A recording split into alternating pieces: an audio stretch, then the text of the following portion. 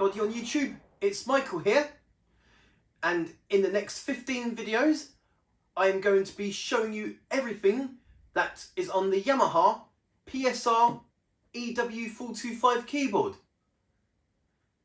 Now, the Yamaha PSR-EW425 was launched earlier on this year, along with the 61 key version, the PSR-E463, and both keyboards replace the PSR-E463 and PSR-EW410. Now, I used to have a PSR-EW410, but I have now sold it so that I can get the EW425 here. And now I've had this keyboard now for over 2 months, and I must say that I'm really impressed with it. The sound quality has improved ever since the previous keyboards, like the E463, EW410, PSR-E453, EW410, etc. The sound quality has a much better improvement with the all new features, which I will show you on this video. Some of the main features is, of course, the Super Articulation Lite with the Super Articulation Lite voices. So now we have got the steel guitar and nylon guitar sounds that were exclusive to the Tyros keyboards, and now has made its way onto an entry-level keyboard. There are other features as well that I'll be showing. So yes, there's a lot of things on the PSR-EW425 that were not in the PSR-EW410 and PSR-E463. Now, before I show the videos, here is a quick unboxing video of myself unboxing the Yamaha PSR-EW425. Okay, so this is going to be a quick unbox of the new Yamaha PSR-EW425 keyboard.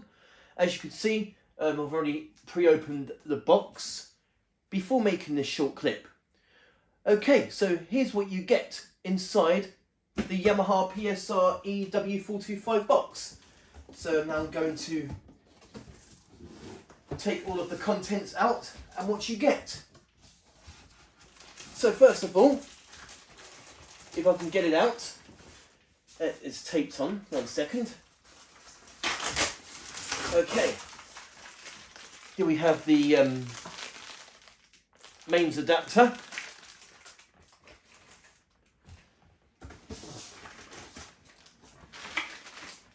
And in here we have the music rest and the owner's manual.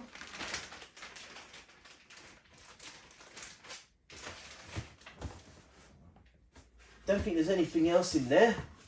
No, it's just the keyboard now. I'm just going to get that out.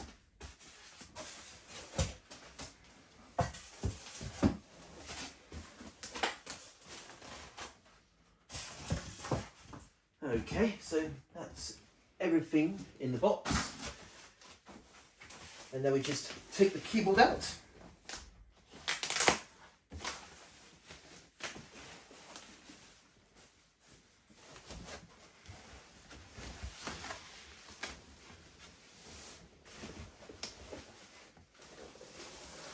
Bear with me, just going to get it out, and there we go.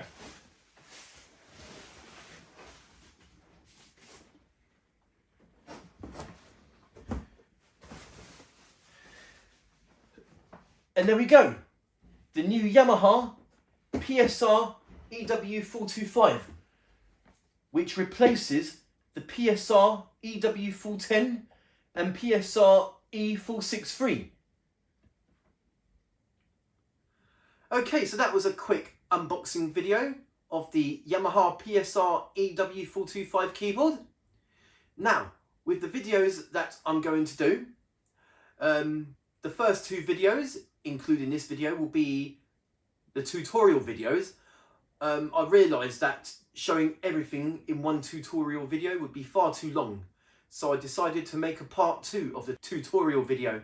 So there'll be 2 videos of that, and then after that, the next 5 videos will be showing the 820 voices. Then after that, the next 5 videos will be showing the 290 accompaniment styles. Then after that, there will be 2 videos of showing the 35 groove creator patterns. And finally after that, the last video will be showing the 30 built-in demonstration songs. So here is part 1 of the tutorial of the Yamaha PSR-EW425. Thank you very much for watching and hope you enjoy. Okay, so the first thing that I'm going to do on this tutorial of the Yamaha PSR-EW425 keyboard, and that is the keyboard overlay. Just basically showing around the keyboard and what's new as well.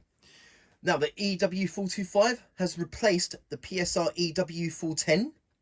Now I've done a tutorial video of the PSR-EW410 4 years ago. I no longer have that keyboard now because I sold it and got the replacement PSR-EW425.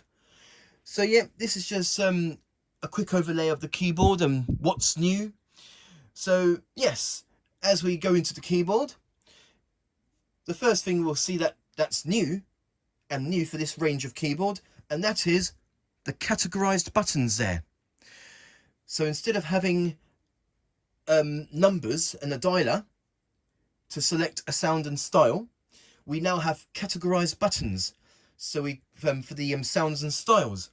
So we've got for buttons for categories such as piano, organ, guitar and bass, brass, woodwind, synth, etc. And for the styles, we have buttons of categories such as pop, rock, ballad, dance, etc. So yes, for this range of keyboard, we have the categorized buttons. That's new on the PSR-EW425. But there is a way in which you can change it into sort of like numbers. So you can just press these buttons to get a certain number, which I will show you later on in this video. And you get super articulation Lite. That's another thing that's new on this range of keyboard, although it's not new because that feature was in, if I remember correctly, from the PSR-E463 and PSR-EW410, released a year before.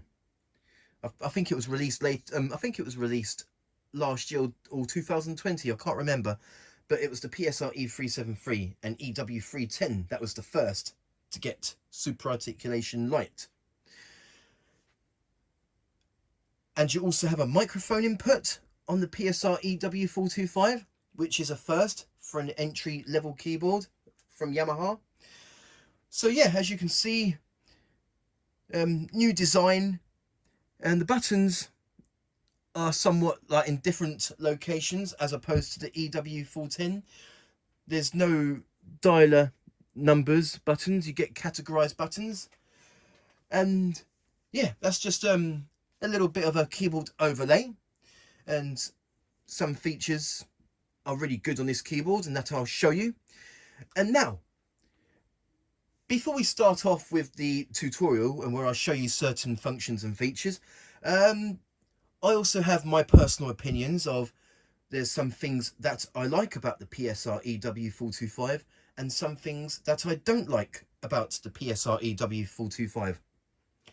Okay, so let's start with the things that I like. Okay, so first of all, I liked how Yamaha made the categorized buttons for the sounds and styles. I also like, which this is a new feature for this range of keyboard and it's absolutely brilliant. We have a DSP2 button here, so you can actually layer up to 2 DSP effects at the same time with a voice, which I think is really good. Now usually that's unheard of in this range of keyboard.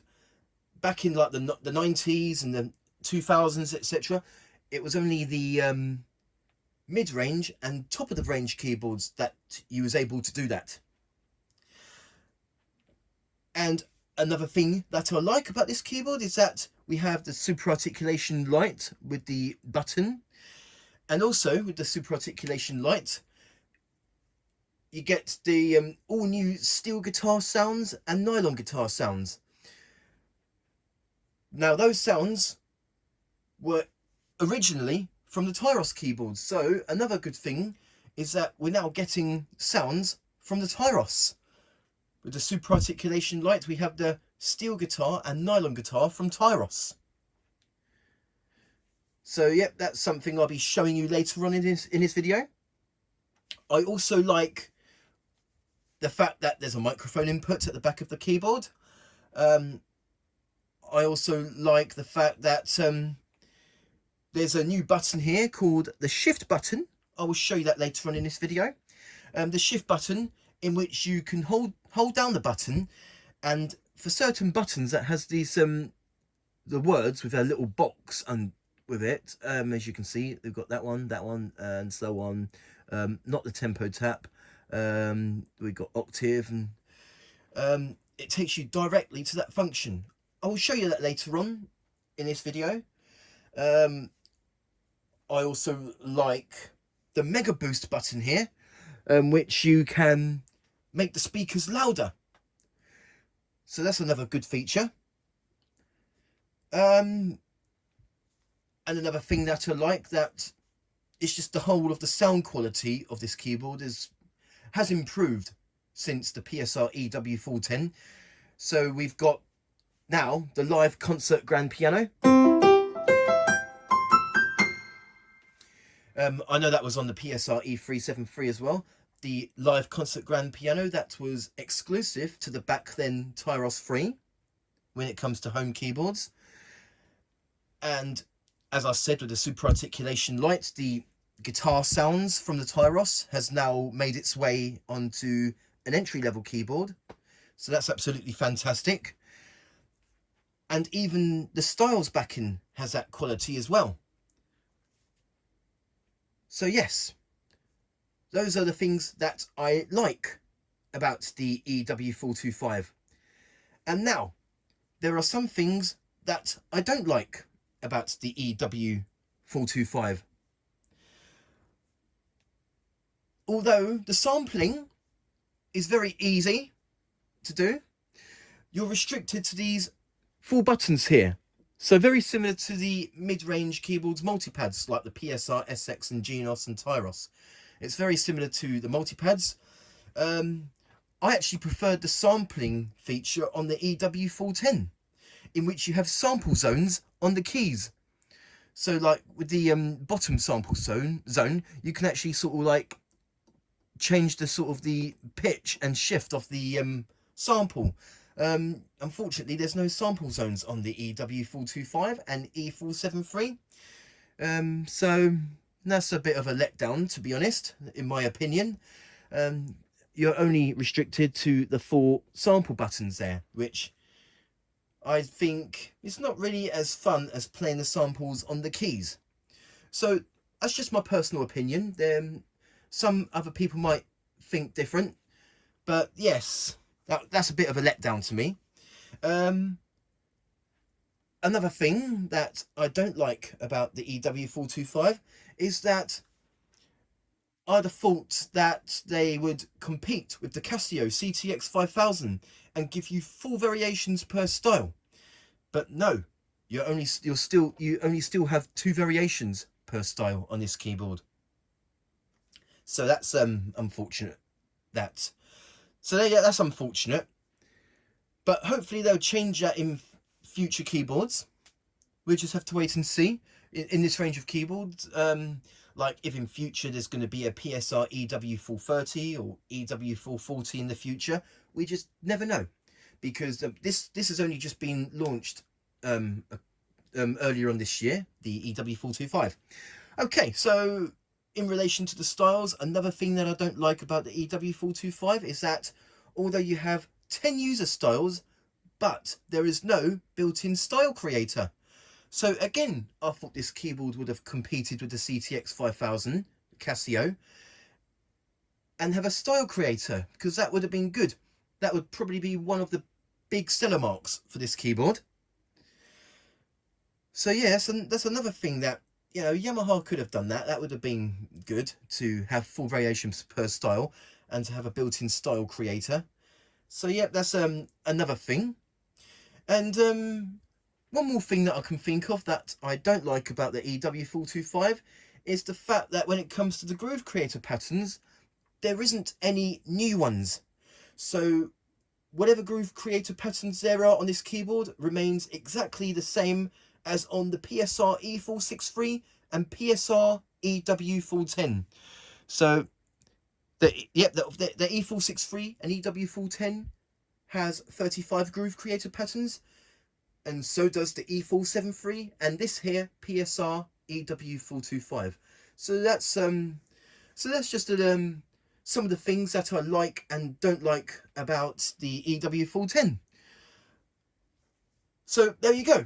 And that is the keyboard overlay and some of my personal opinions of things that I like and don't like about the PSR-EW425.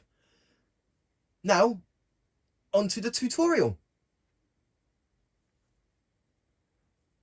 Okay, so the first thing I'm going to show you on this tutorial of the Yamaha PSR-EW425 keyboard, and that is the different functions. Okay, so we press the function button here, and the first thing that will come up is transpose. And in order to go to a function like that, we press enter, and then we can change the transpose of the keyboard.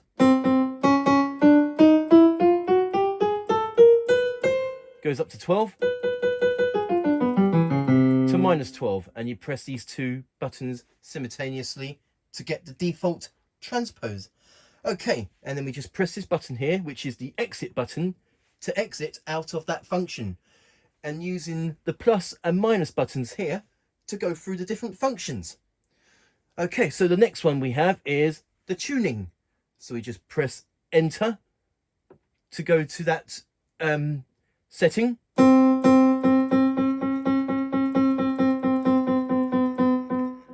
That's another thing. You can use this wheel here, or you can use the plus and minus button to change the tuning.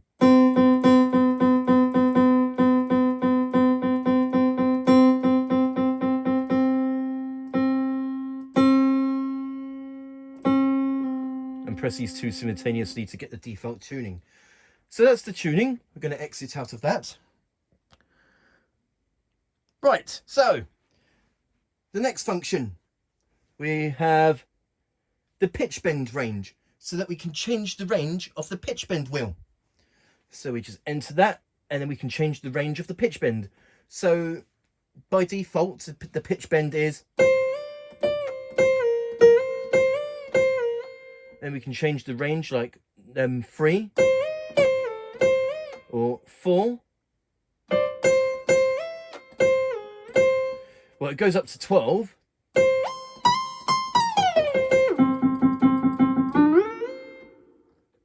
Goes up to 12, 1 to 12. So this is 1. Or number 6.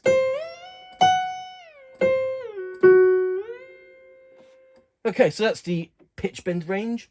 And press the plus and minus button simultaneously to get the default. Okay, we will exit that function. On to the next function. Okay, and we have here split point, which is for the style and left-hand side of the keyboard.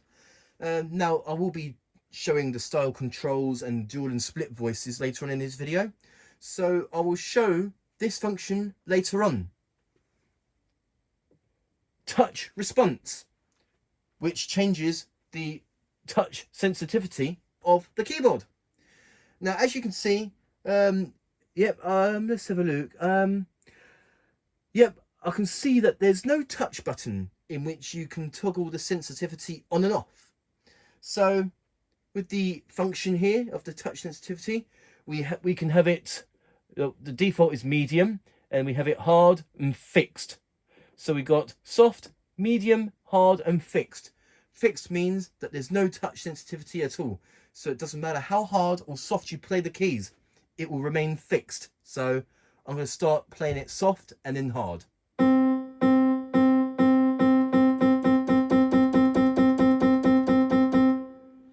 Notice that the sensitivity is fixed. And we have soft, so you don't have to press the keys that hard to get to full velocity.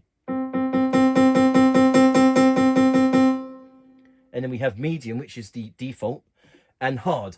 Now hard, you have to press the keys a bit harder to get the full velocity.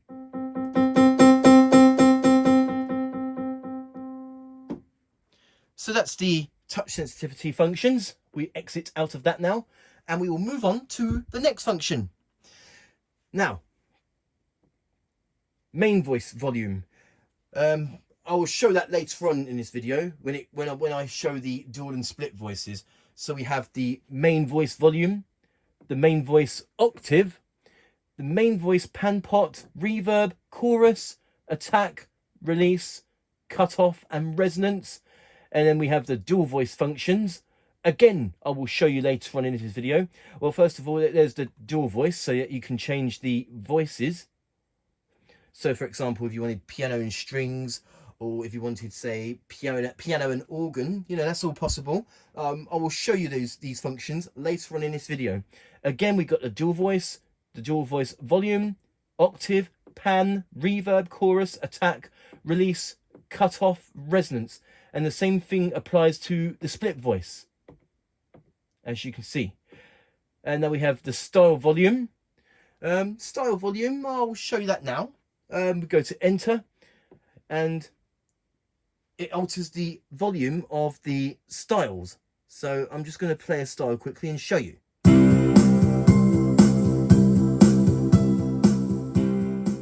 So you can turn it down, and it goes up to 127.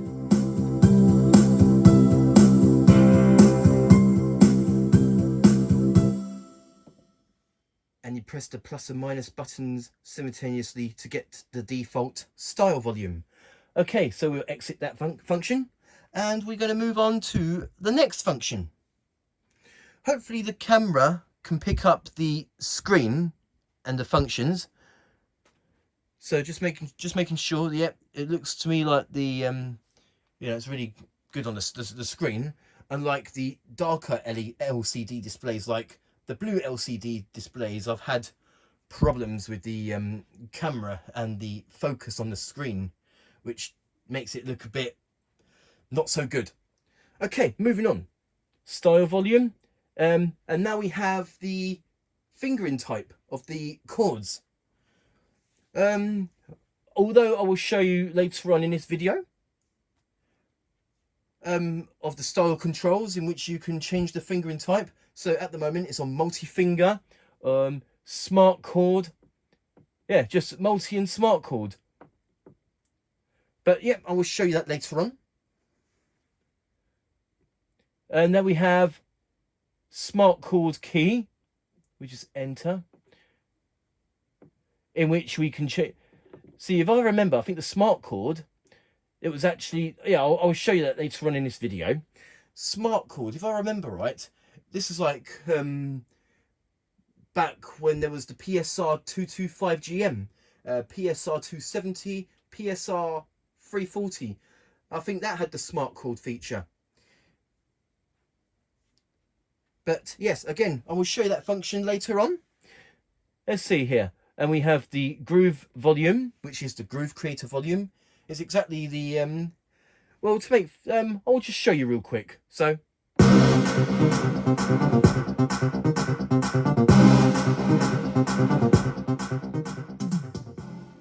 Exactly the same as I did with the style volume, but with groove creator. And press these two simultaneously to get the default. Okay.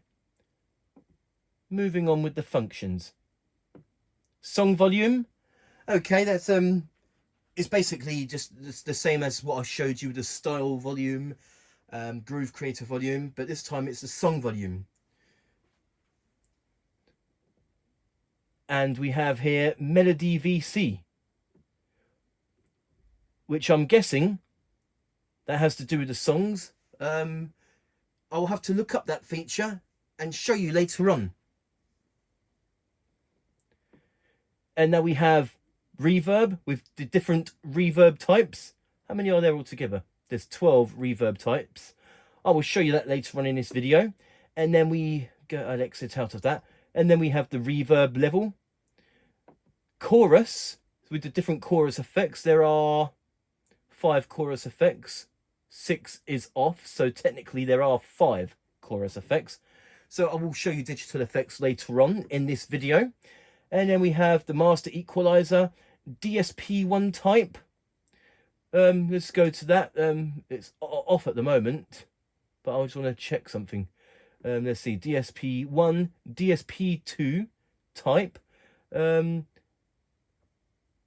Okay, so DSP2 actually has less DSPs that you can choose. So there are, let me just exit out of that. So for DSP1, there are 42 is off, so technically there are 41 different DSP effects.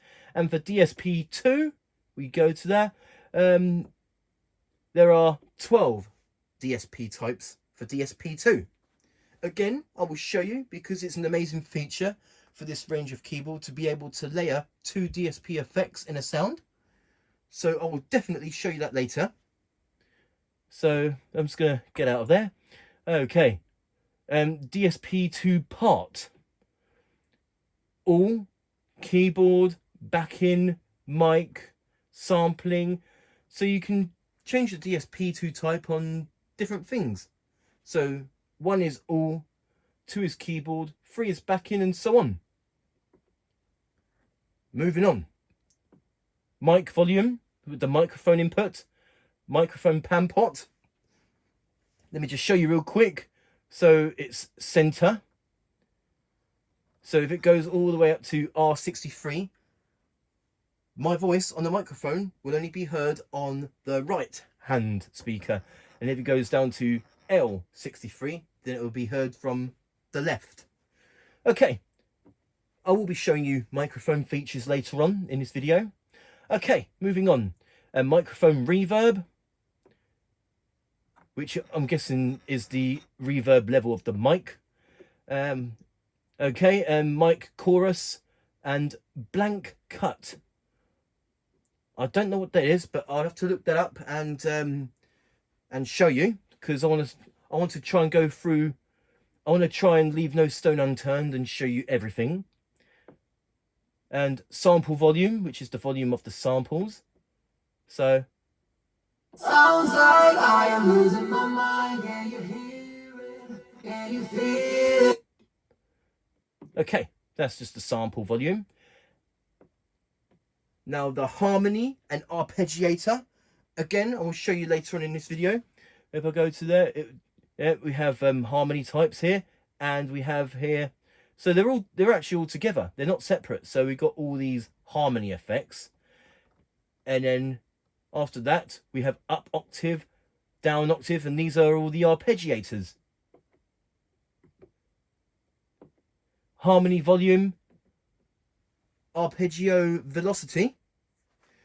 Let me just, so original, key.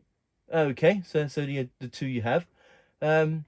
And then we have quantize, which is to do with recording a song. Let's go to enter. Yeah, so you've got the 6. That's the most common quantize setting. So that's just the quantize. And we have the pedal function, which I've showed you on previous keyboards before, that you can actually assign a sustain pedal for things such as sustain, or you can have it assigned as arpeggiator hold, and of course super articulation. So you don't have to use this button if you don't want to. Instead, you can just use this pedal for the super articulation Lite, as originally on the Tyros 2. When super articulation was introduced on Tyros 2, the only way to get the body taps of a guitar and the slide of a distortion guitar would be to connect a sustain pedal into the articulation socket at the back of the keyboard, and when you want to hear a body tap, you just put your foot on the pedal. Okay, moving on, we have the scale, which I'm guessing is the pure minor. Yeah, it's like Rasta, Bayat, pure minor. I'm guessing the scale is the Arabic scale on this, and we have the bass note.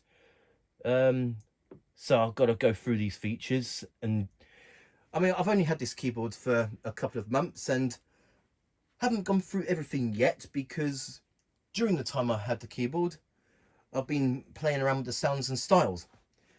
And we have tune note, tune, time signature. That's for the time signature. I'm guessing that, yeah, that's for the time. Is that time sig? I think that's for the metronome. I believe that's for the metronome. And we have time signature D. Oh, there's N and D. Metronome volume, local. Now, local is for the MIDI. So if local is currently turned on. If it is turned off, then you won't get any sound from the keyboard unless you turn it back on again. External clock. Yeah, we just got some MIDI features here. Keyboard out, style out, song out, initial send, aux in volume, USB in volume. We also have the loop back. Don't know what that is.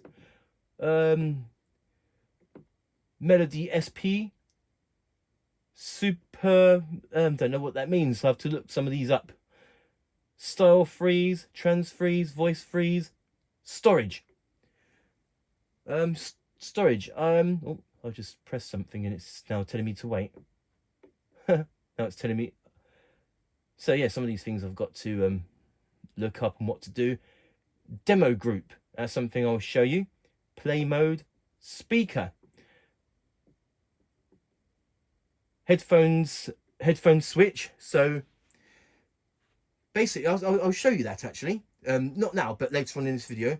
Here we have headphone switch. So when I plug in some headphones, the speakers will cut from the keyboard and you won't hear anything unless you've got headphones.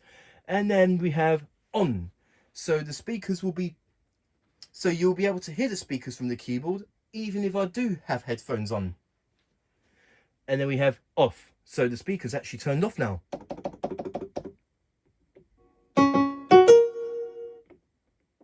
So that's something new. And then we have auto off. Oh, auto off. That's it says 30. And you can change it 30, 60, 120. 15, 10 minutes, 5 off. So I got it on to 5. So if I don't touch the keyboard for 5 minutes, it will turn itself off. Or 10 minutes, 15 minutes, but the default is 30 minutes. So if I don't touch the keyboard for 30 minutes, it will turn itself off to save power. Exit that function. Battery. Now I don't have any batteries in this keyboard. Now I don't recommend batteries because the mains adapter are so much better. The only times, if you was to take to take batteries with you, if you was like out camping and you wanted to bring your keyboard and play some music, that would be the only times I would suggest using batteries. Oops, I exit the functions. There we go. Battery. Language. Now language like English, Japanese, English and Japanese. That's all you get. I don't know what that is. I don't know what it's for, but it was something I'll have to look up and show you. Exit. Transpose. There we go. So there you go. That's all of the functions of their PSR-EW425. There's a lot of functions that I have skipped, but I will show later on in this video, especially with the dual and split voice, the digital effects such as reverb and chorus and other functions I've skipped because I will show you them later. So there you go. And that is the functions. Okay, so the next thing that I'm going to show you, and that is the shift button here. Now, the shift button is very identical, and it's similar to that of the direct access button on the higher range keyboards like the Tyros, Genos, PSRS, PSR-SX, etc. with the direct access button. The shift button almost works the same way, except not every button has a see, some of these buttons have, say, split voice with a little box between, with the it's got split voice, dual voice, and with the harmony, arpeggio, the type, DSP2 type, you have a little box in which you hold down the shift button and you can press a button that has that box to go direct to, it takes you directly to that function. So I will show that to you. And now the shift button replaces the earlier keyboards that says press and hold for a while. Now usually with the buttons you have this little icon that indicates that you press and hold the button so that you can go direct to that function. For example, the accompaniment on and off, we hold it down for a second, it takes you straight to the split point. But now that has been replaced with this here shift button. And I think Yamaha has copied that from, they've taken that from the Korg EK50 because that has a shift button. So yes, for this part, I will show you the shift button and the buttons that have these boxes here, like mic volume, motion effect type, split voice, so that it can take you straight to that function. So in order to do that, you hold down the shift button. So we're going to hold down the shift button. Yep, we just hold that down and I'm going to press a comp on off, and on the screen it will take me straight to the split point. And we have the octave button here. Let's just go back to the, so we've got the octave button here. If you hold down shift, that will act as a transpose.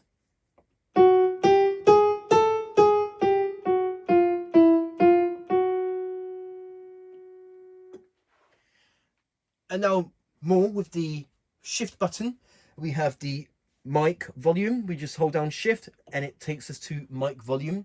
And the motion effect, we hold down shift and it takes us straight to the types that we can choose. For split and dual voice, we'll hold down shift.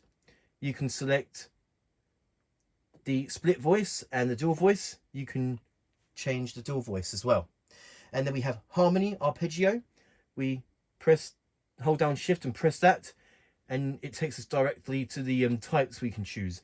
And now we hold down shift and DSP2, and then we can automatically choose our DSP2 type. And the demo, we hold down shift and BGM, background music,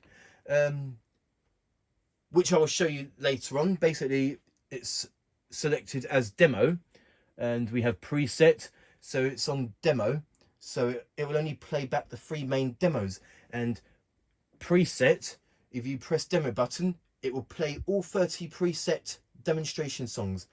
And that, the same thing go user, download, USB, audio. And then metronome, we hold down the shift and it will take us straight to the time signature. And song recording, if we press record normally, then the keyboard is ready to record. But if you want to go to audio record, we hold down shift and record. But the keyboard doesn't have a USB stick connected, so, or hard drives, so I can't use that function yet, but it is something that I'll show later on. Okay, moving on with the shift button. With the voice button, hold down shift and hold down voice, and it takes us straight to the one touch setting of the style. So I'm going to select a different style, for instance.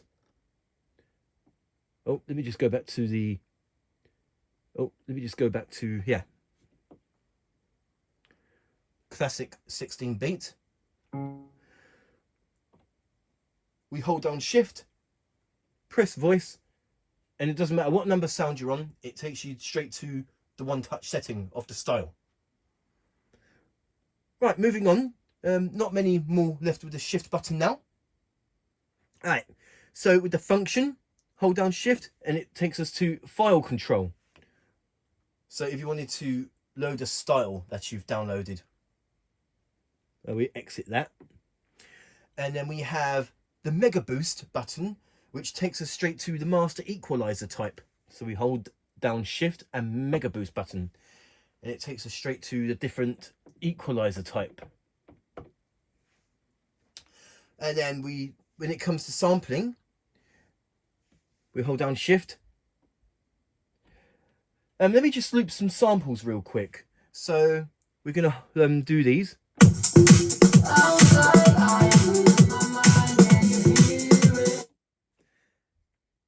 We hold down shift and loop hold, and that stops all of the sample buttons.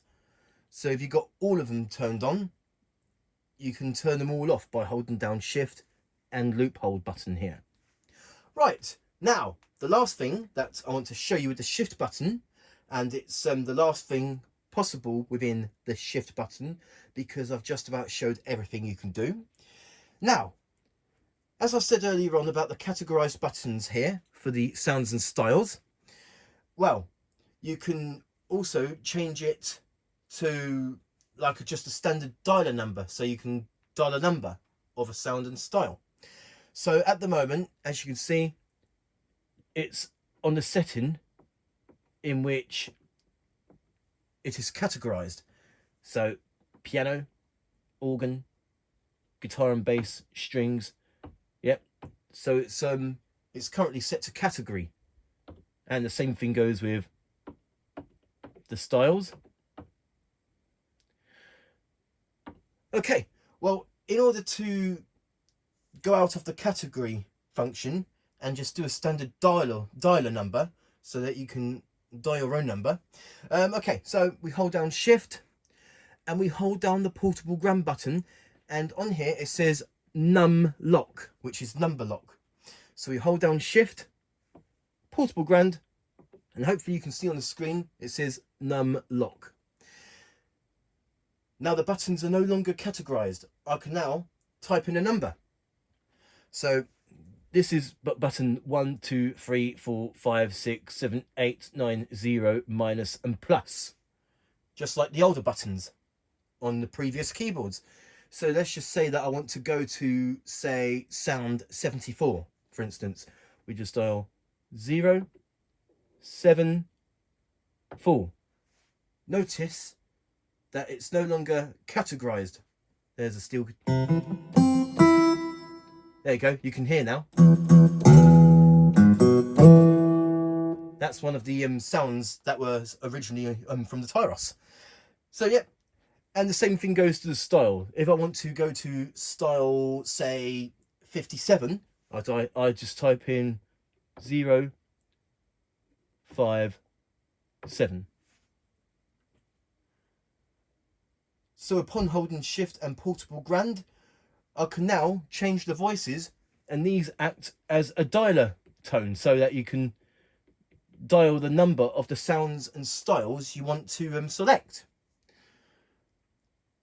But if you want to go back to them being categorized, say piano, organ, synth, etc., we hold down shift again, portable grand, this button here, and now we can't use them as numbers now. Hopefully you can see on the screen, but they are categories again.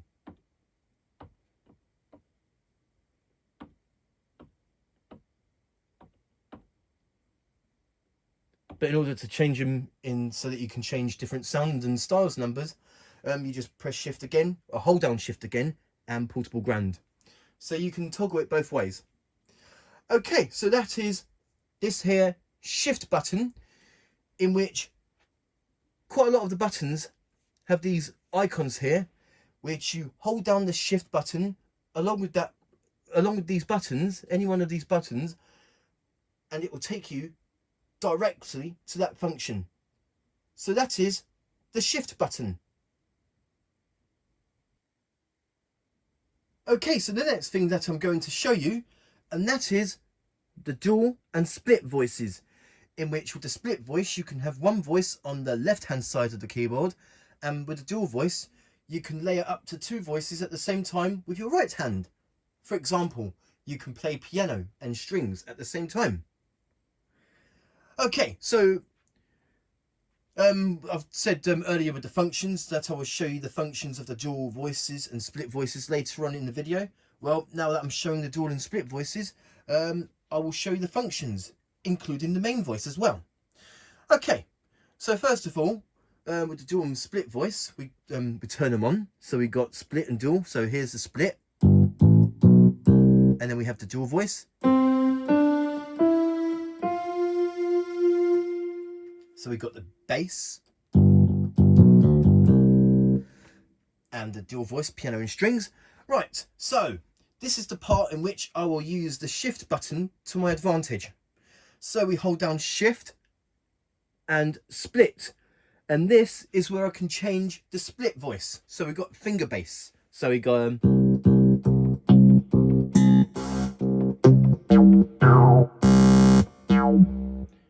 you can select any of the 820 sounds that there are on this keyboard.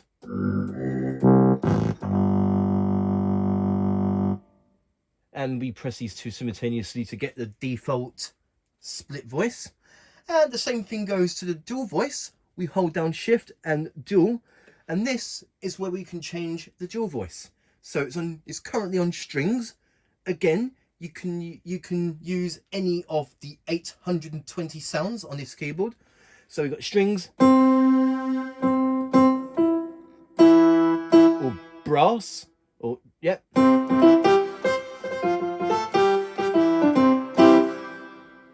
We press these two simultaneously to get the default sound. So that's just an easy way. That's just an easy way to change the voices of the dual and split voice. Okay, and now I'm going to go through some functions of the dual split and voice. Yeah, the dual voice and split voice. And I will also, whilst I'm doing that, also show you the functions of the main voice. Okay, so we just press function.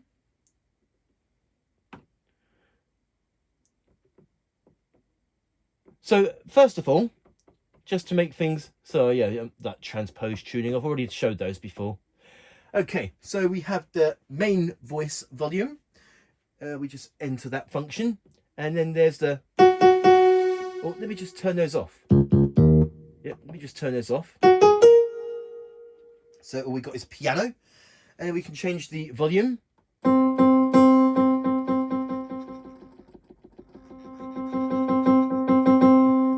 Up to 127. Press those two simultaneously to get the default main volume. Let me just check something real quick. I think for each sound they have their own preset volume. So hype, tine, main volume 70. So yeah, each sound does have its own default main volume. So for concert, live, grand piano, function default is 110. Okay, just making sure that was the case, that each sound has its own preset main voice volume. Right, moving on to the functions of the main voice. Okay, so we have the main voice octave. I mean, you can also change the octave with this button here. So let's see, enter. So it's on 0 currently. So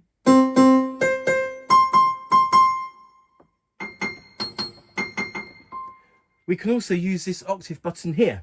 So let's see, it's on the preset octave. So it's on, the main voice is on 2 octaves, but we can actually use the advantage and go up to 4. So let's put it back to 0. So here's 0, 1, 2, and using these buttons here, so we can actually have the octave a lot higher than before. You know, we can have the octave a lot higher than you think. Okay, so it's back to the default octave. Okay, we're going to exit that function. And then we have the main voice pan pot. So it's center. Let's go to R63. Hopefully the camera will pick it up, but the sound is coming from the right hand side speaker, where the reverb is is from the left hand. Okay, and I'm going to go to L63.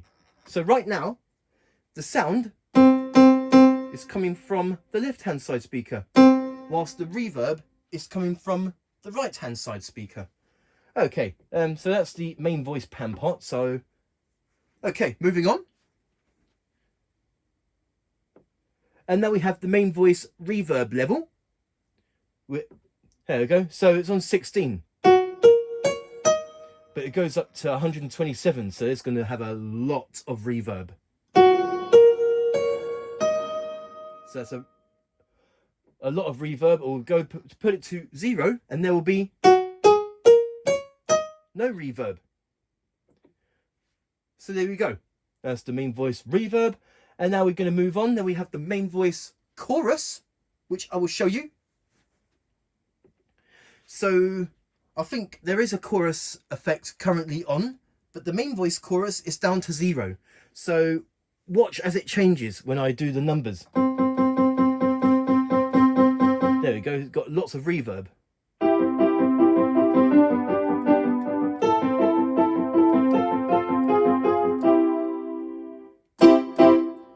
Put it back to, again, each voice has its preset sort of chorus depth.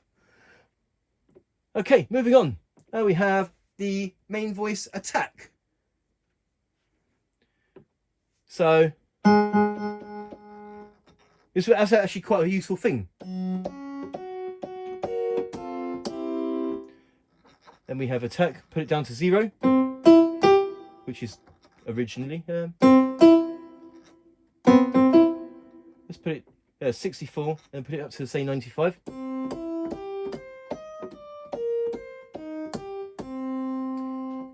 This is a very useful feature for synthesizer sounds.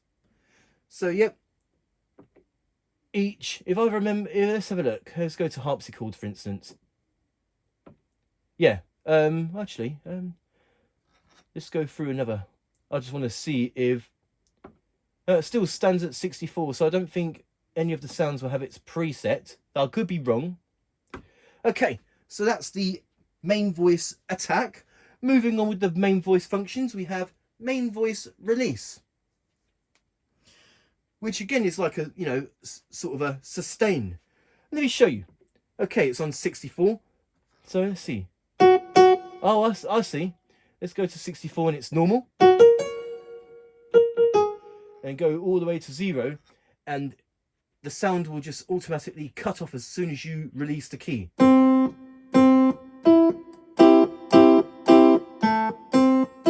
Sounds more like a dance piano now.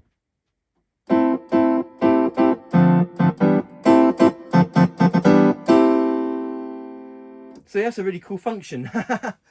And now we go back to default and say 74. All the way 127, say.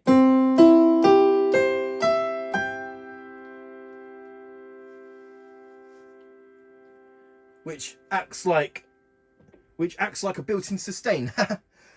So yeah, that's the release, main voice. And then we have main voice cutoff.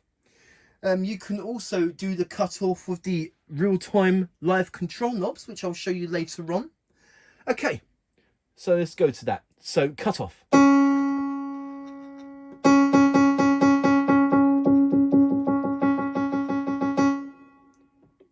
But with the real-time control knobs here, we can also do the cutoff on that. But I will show you that feature later on in the video. Okay, and now we have main voice resonance. Again, we can also do resonance on the real-time live control knobs, which I will show you later.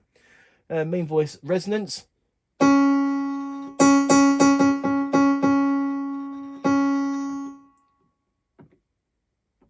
So main voice resonance, it'll be much easier to do it with these.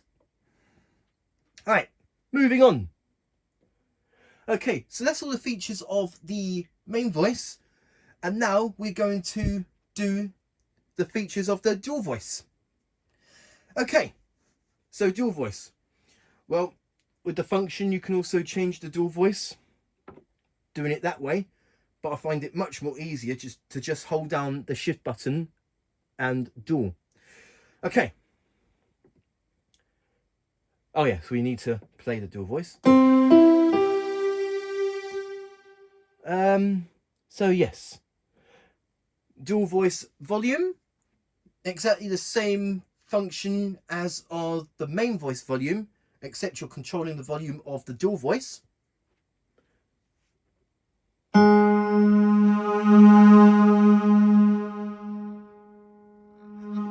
Okay, I'll go through these quickly.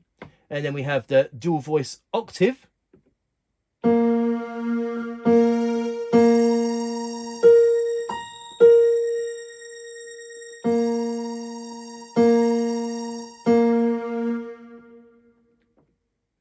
Dual voice panpot, which is, so go to center, R63, sound shows on the sound will play on the right hand speaker, and then L63, it's playing on the left hand side speaker, and press those two to get to default, which is center.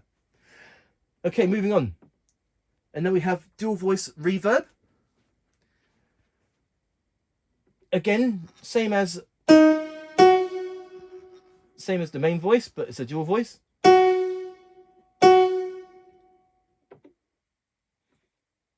And the same thing goes with chorus.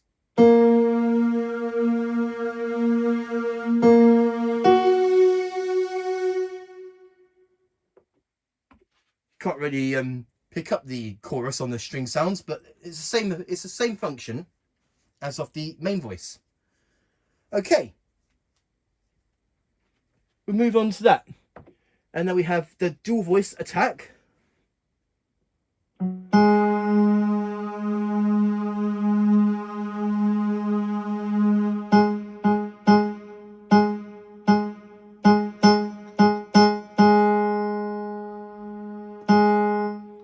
Again, it's not really with the string sound, it's not really recognizable. And then we have the dual voice release. So go up to 127 rather, and then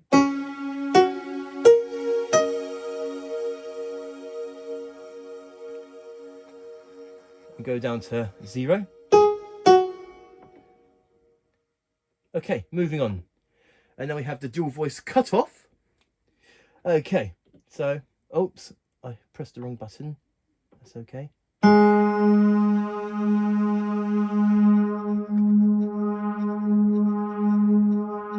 Okay, that was quite recognizable.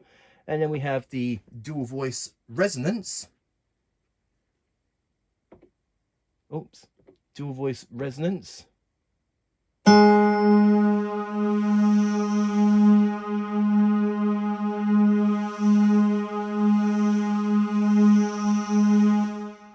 Okay, so that's the functions of the dual voice.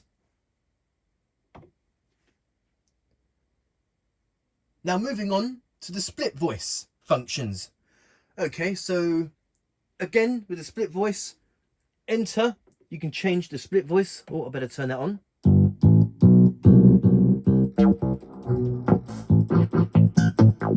Change the split voice. Again, I find it easier to just hold down the shift button and hold down the split button, these two buttons here, and that will take you direct to that function in which you can change the split voice. Okay, and then we're going to move on to some more of the split voice volume.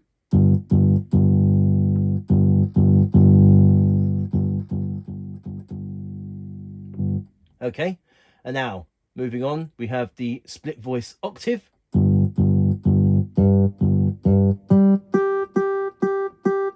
The octave here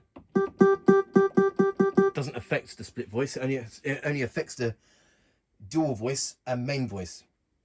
Okay, so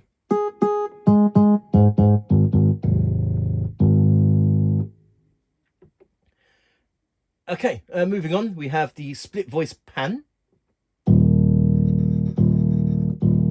And now the split voice is playing on the right hand side. And I'll go to L63. Now it's playing on the left hand. I'll put that back to center. Okay, and then we have the split voice reverb.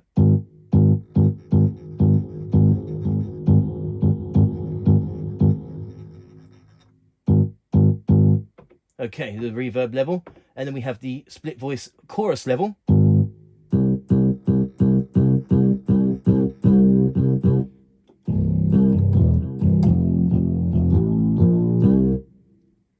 And put that back to default. And we have the, oh, and that's it with the split voice.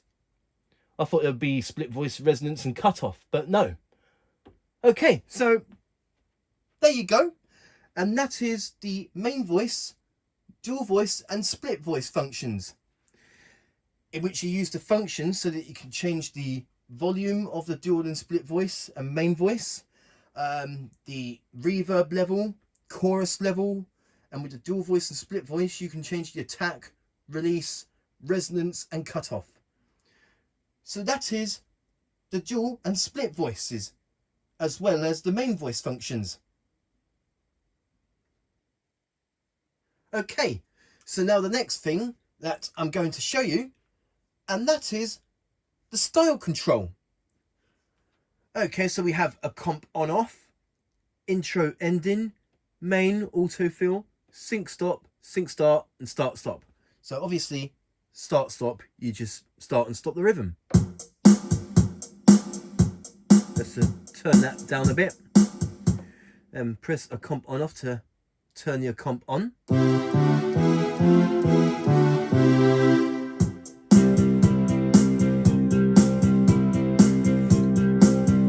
Then we have sync start, so we have the sync start turned on, and then the style will play as soon as I press a key on the left hand, like this for instance.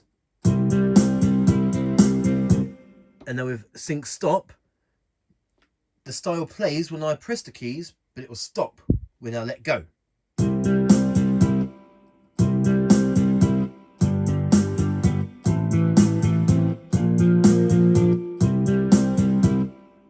Okay, and now we have intros and endings.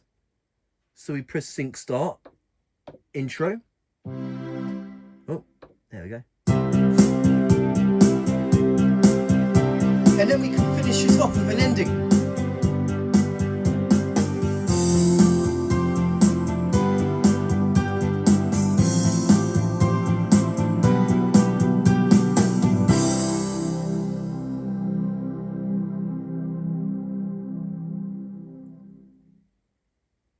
And then finally, with the style control, we have the main autofill variation.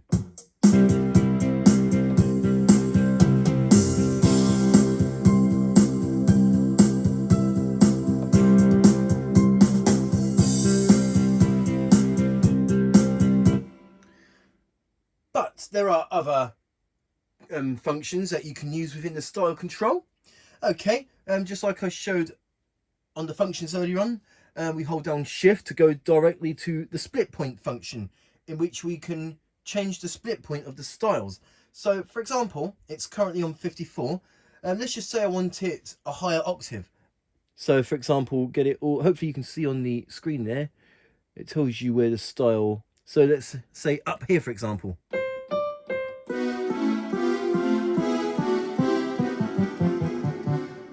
So I wouldn't suggest doing it that high, because then you wouldn't have enough on the right hand side to play the melody.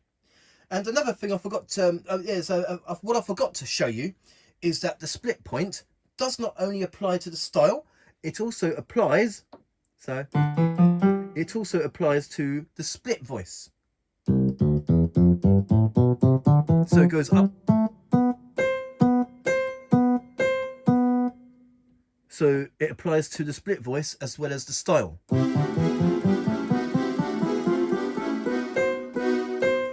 let's just put that back to normal. I wouldn't recommend having the style that high because there won't be enough keys for you to play the melody. Okay, so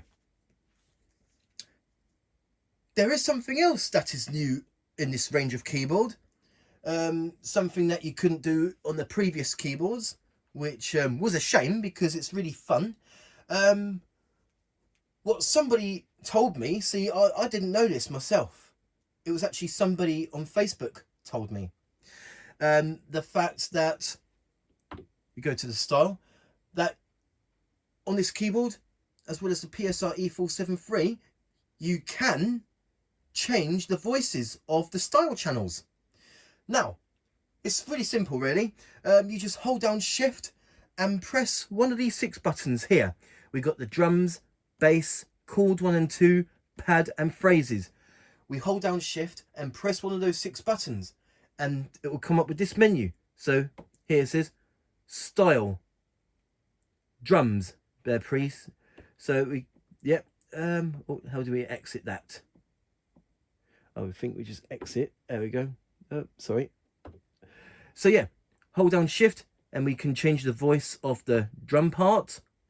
So we got the drums 2, bass, channel 1, channel 2. Oh, because it doesn't come up because on this one it doesn't have a track for the pad. Let me just go through some styles so that I can show you some. Let's try and find a style that has all of them. There you go. Say dance pop.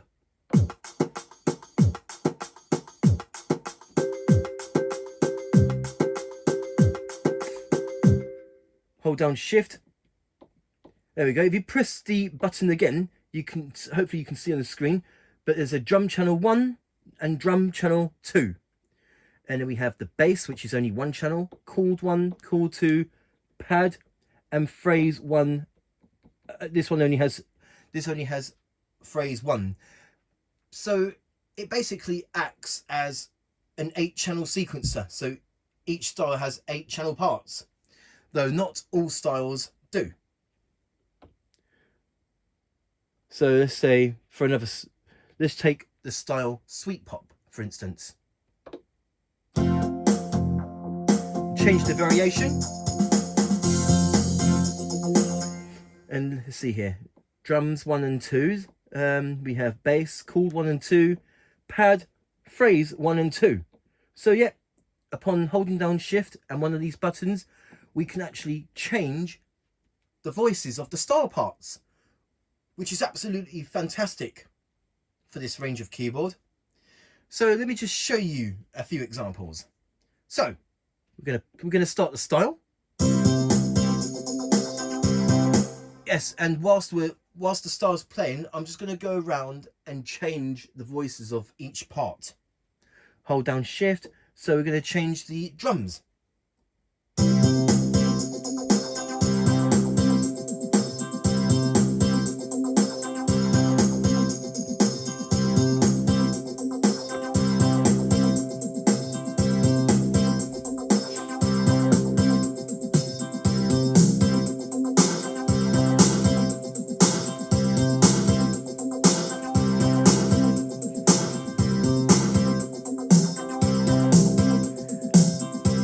But I don't know if there's any way that you can actually put it back to its preset. And as you can see, you just see me press plus and minus to see if I can get it back to the default sound. But it looks to me like, yeah, never mind. Okay.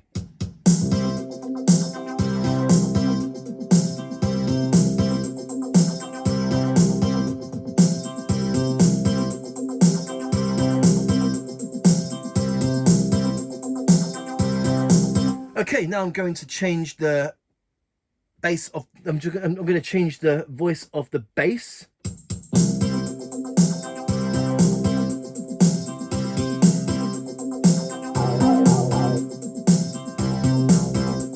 And chord 1.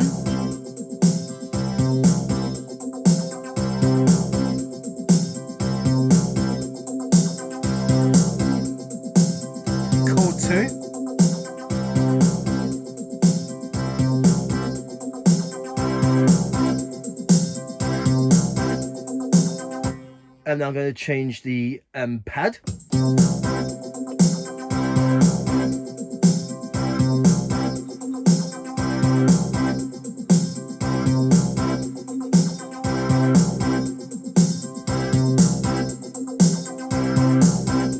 And finally, phrases 1 and 2.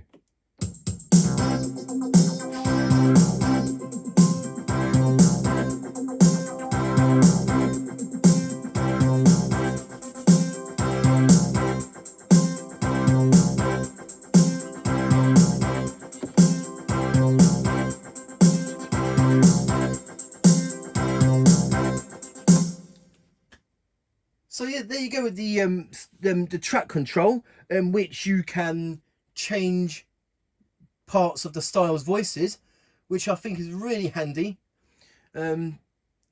Previously on this, on the previous entry level keyboards, like the PSR-EW410, you couldn't do that.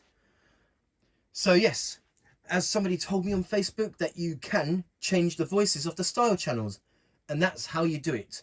You hold down Shift, along with these 6 buttons here, one of these 6 buttons, to go to drums 1 and 2, bass, chord 1, chord 2, pad, and phrases 1 and 2. Though not all styles have a pad or drums number 2, etc. But yep, that's new on this keyboard, the fact that you can change the voices of the style channels. But just like the higher end keyboards like Genos and Tyros, you can't change the volume of each part of the style. Though I wish you could. Okay, some more things I want to show you within the style control. Let's just change to another style because I've completely revoiced it, as you can hear.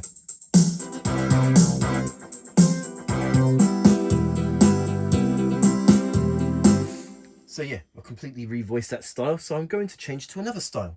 Okay, so the next thing that I'm going to show you within the style control, and that is that you can turn the parts on and off.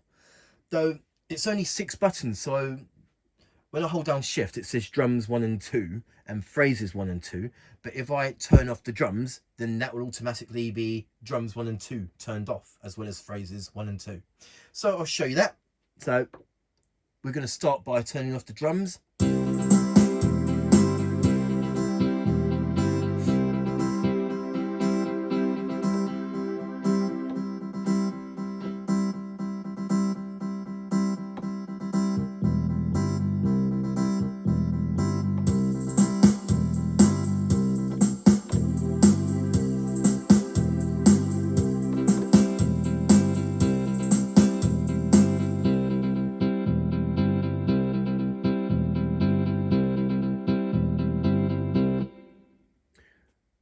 Okay, so that's the style control of the track control, in which you can turn parts of a style on and off. So that's all, yep, that's all handy features. Let's go to the functions in search of some more style controls. I'm pretty sure there's 1 or 2 that I might have lost, might have skipped. Style volume, well, I've already showed that earlier. Oh yes, and we have the fingering type. Yes, fingering type. So enter, we have multi-finger as it is now. And then we have something called smart chord.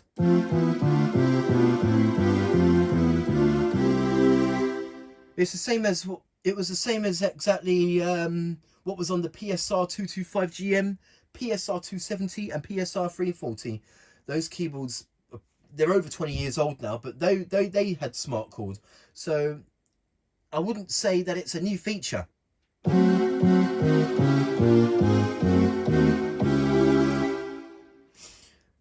So I'd have thought there'd be more sort of fingering type. All you get is smart chord and multi-finger.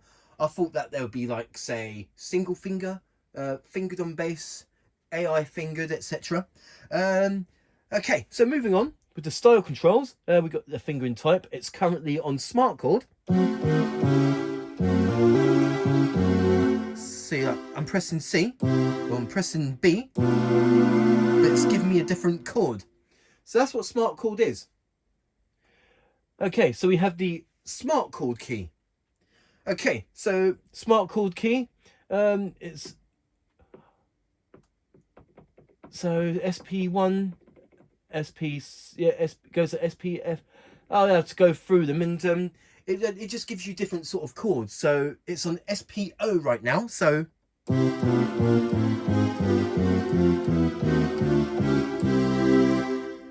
or if I put it on SP1.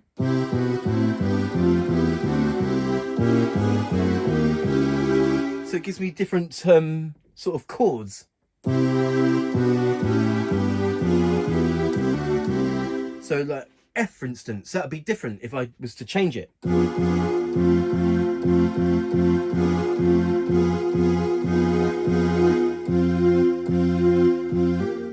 So I'll go through some of them. So SP4.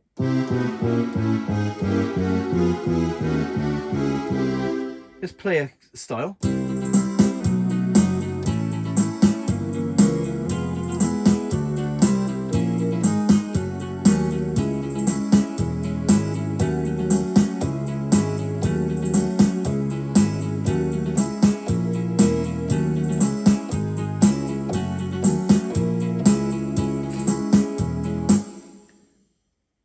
Let's see what SP7 is. So what chords are they?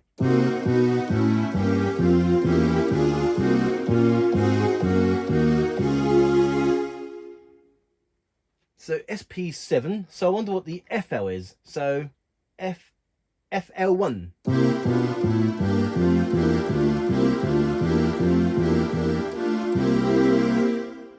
FL7.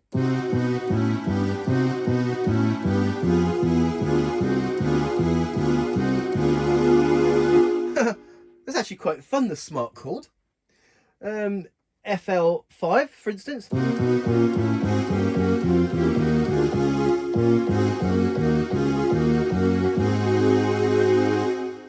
So it's actually quite a good feature, especially like for beginners that just want to use one finger to say do this chord, which originally would be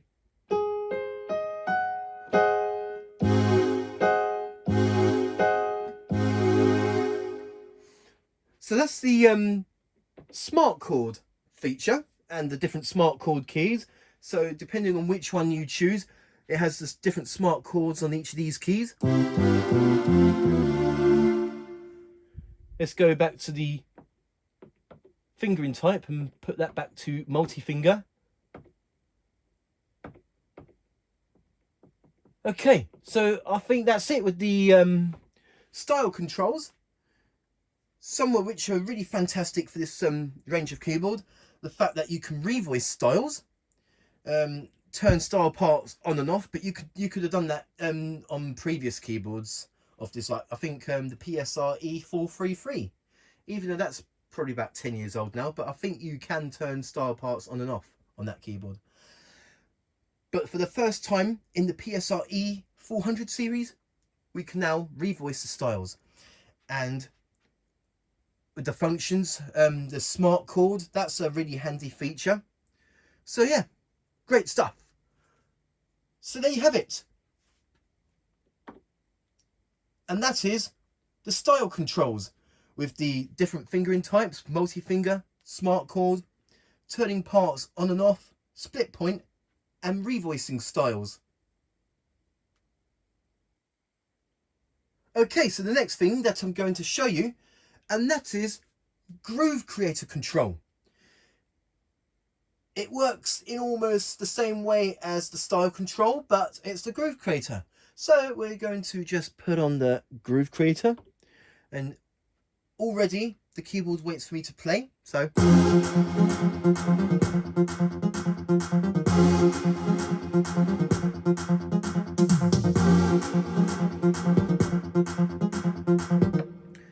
okay, so with the style control, you have the comp on off and intro and ending and variations. But with the Groove Creator patterns, we have the section here. So we've got section A, B, C, D, and we have musical climax, which is an ending of the Groove Creator pattern. Now on previous keyboards, the PSR PSR-E433 to the PSR-E453 and PSR-EW410, they were known as DJ patterns, but the PSR-E463 and EW410, the PSR-E473 and EW425 here, they are called Groove Creator. So I'm just going to show you some controls of the Groove Creator. First we have we're going to do the sections, which is basically the variations. So we go to section B and C and D.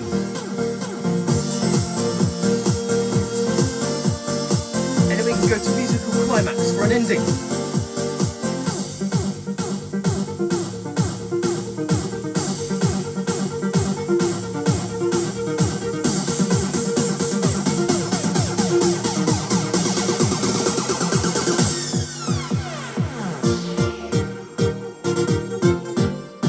That's the ending. Okay, so some more functions to show with the Groove Creator control. The same as styles, the track control, we can turn parts on and off. I'm just going to turn that down a little. There we go. We're going to do the tracks, we can turn parts on and off.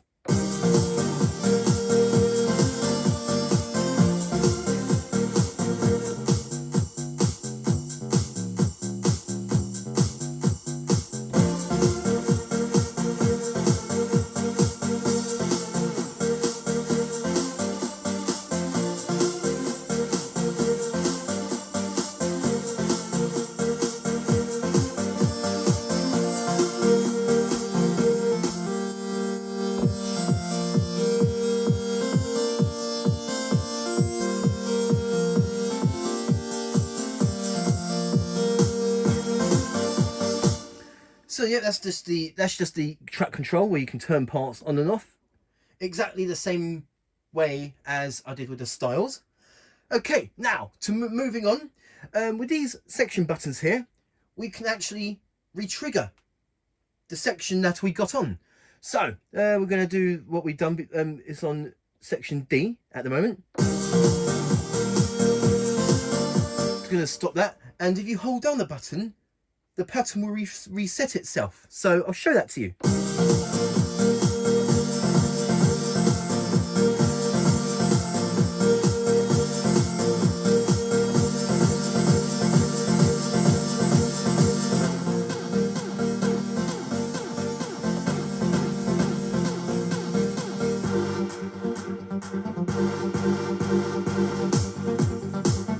So yeah, you can re-trigger that. And now, this is where I will make use of the real-time control knobs, even though I'll show that later on.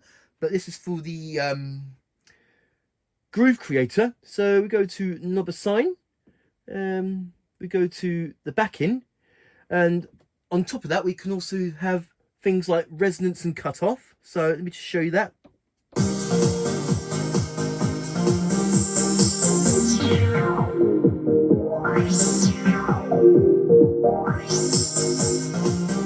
But not only that, we have the motion effect, which works almost the same way.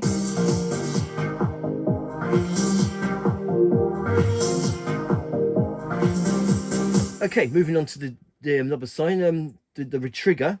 So, as I showed you with the re-trigger rate, but using the real-time control knobs here, this one, you can change the re-trigger rate. So,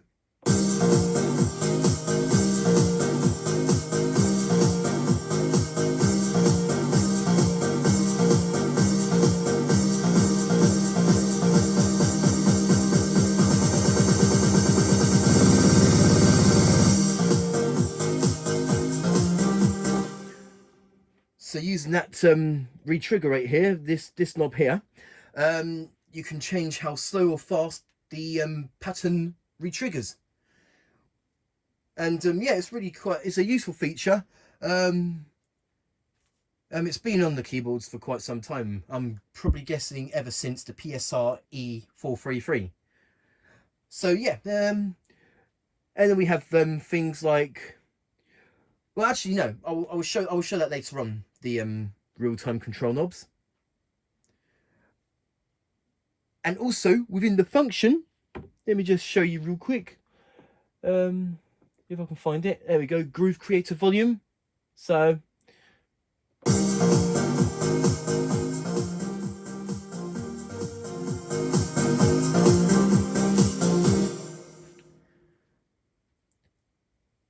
So yeah, you can make use of the real-time control knobs, the motion effect within the Groove Creator patterns, just to, you know, make your music nice and funky. If you're into all the dance stuff. Let me just find out about something. I wonder if the re-trigger rate... no, actually, I don't think it would. I was going to say, does the re-trigger rate apply to the styles? But I don't know if it does. No, it's just the Groove Creator patterns that it affects. But that's okay. I won't go through any more of the real-time control knobs because I will show that later on. So, there you go.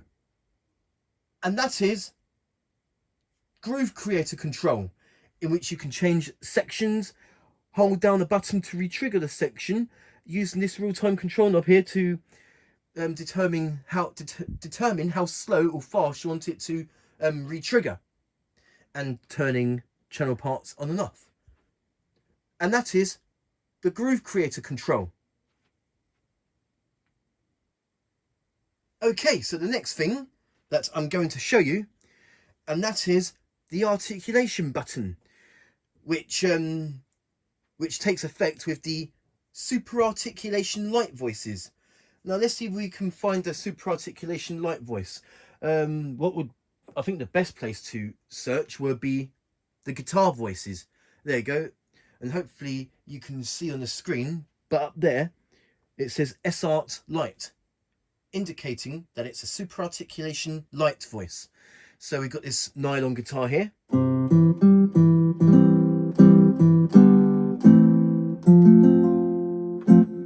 Nice. So that's one of the sounds that was originally from the Tyros. That sound was originally from Tyros 2. And then with the articulation, so we press that and we get harmonics.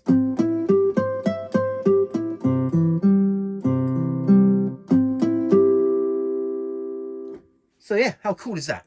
There are more super articulation light voices, and then we have the steel guitar.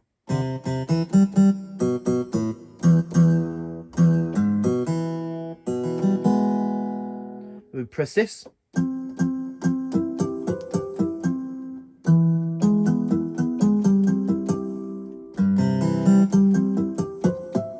And you get steel guitar harmonics. And then we have the super articulation light nylon guitar. I'm guessing the S means, see S, I'm guessing that means slide. So if I press the articulation button, you get a slide effect. Yes. And the same thing goes to steel guitar.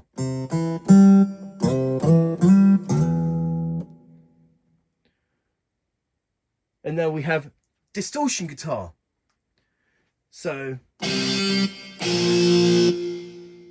and then pressing the articulation button here, you get a slide. A distortion guitar.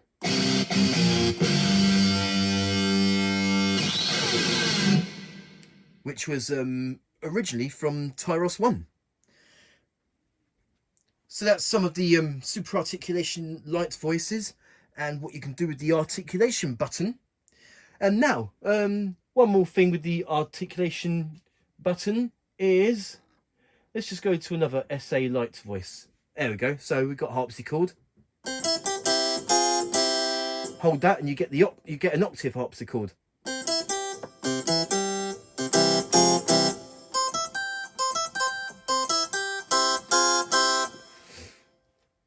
And now for voices that are not super articulation light, let's just go for, and it doesn't matter which one, it's just an example. So, okay, so I've got this sound, which isn't super articulation light, But if I hold down the articulation button,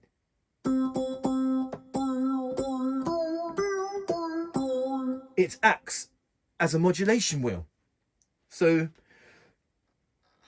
this button doesn't just affect the super articulation Lite button and Lite's voices, it affects other voices as well. So like this organ sound.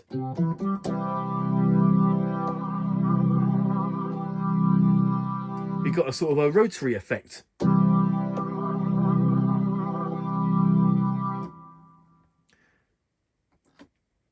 Let me just do one more example. So we've got a wah guitar. Well, let's just try and find a synth sound. Bear with me. Oh, it would be better if I did that. Yes. So, voices that are not SA Lite, the articulation button acts as a modulation wheel.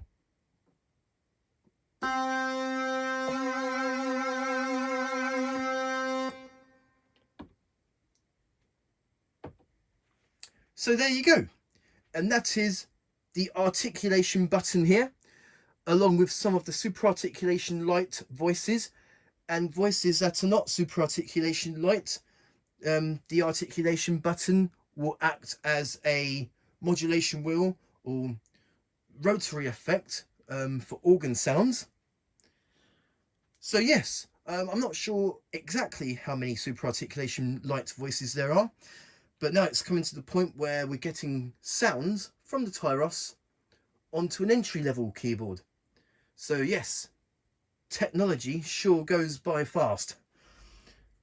We're getting sounds that were non-existent on entry-level keyboards because they were only available on the higher-end models.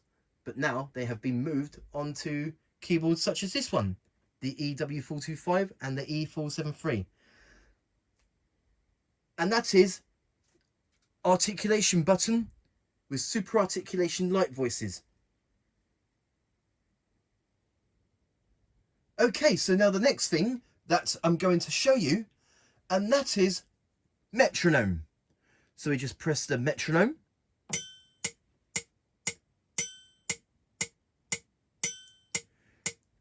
Which is very useful if you want to keep in time when you're recording a song.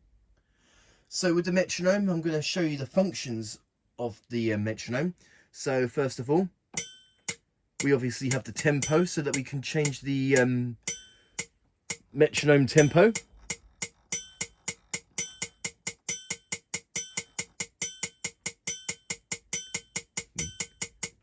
Put it back to default. That's not the default. That's not the default metronome tempo. It's the preset tempo of the style that is currently on 80s guitar pop. Default tempo 117. So I'm going to go through with you some functions of the metronome. Just like nearly every other function, the easiest way to get to the function is to hold down the shift button and press metronome, and it takes you straight to time signature, in which you can change the time signature of the metronome. So for example, right now the default time signature is 4, so 1 2 3 4, 1 2 3 4, and so on, and it goes up to, whoa, okay, I wasn't expecting that on this keyboard. The time signature goes up to 60, as opposed to previous keyboards, I think it went up to 16. So I'm just going to go through some of the time signatures of the metronome. So it's currently on 0, so you won't get a ding. All you just get is, but when time signature is set to 1, you will get a ding every time.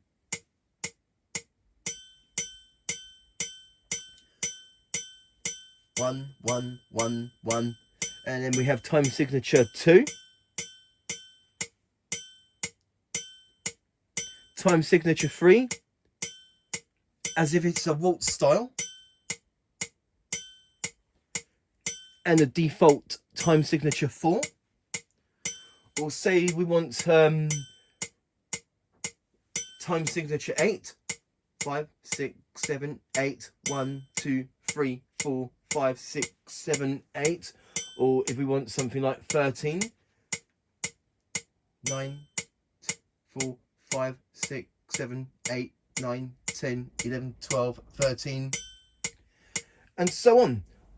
The maximum that it goes up to is 60. So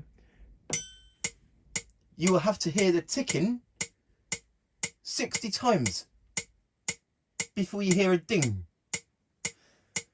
Okay, so that's the metronome time signature. Just put that back to default.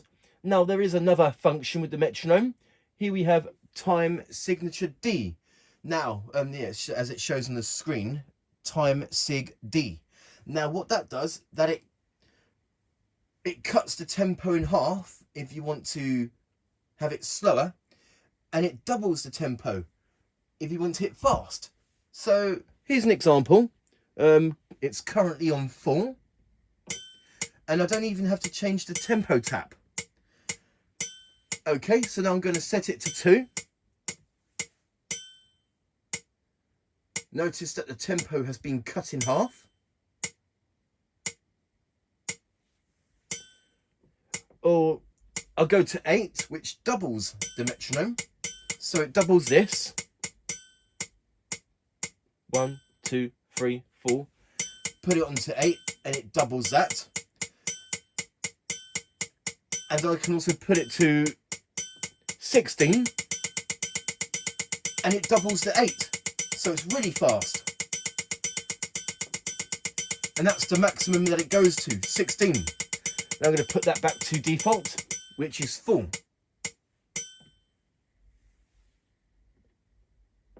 And then obviously we have the metronome volume.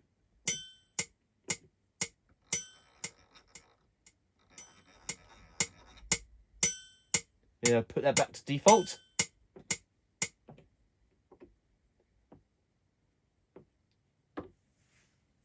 So there you go. And that is the metronome with the metronome functions such as time signature and time signature D, in which you can cut the tempo in half, or you can double it or make it even faster. So tempo to, the time signature 4 is the default, and if you set it to 2, it cuts the tempo in half. If you set it to 8, it doubles the tempo from 4, and 16 doubles it from 8. And also metronome volume. So there you go. And that is metronome and the metronome functions. Okay, so the next thing that I'm going to show you, and that is harmony / arpeggio, in which you have different harmony types and arpeggiator types. So I'll show that to you.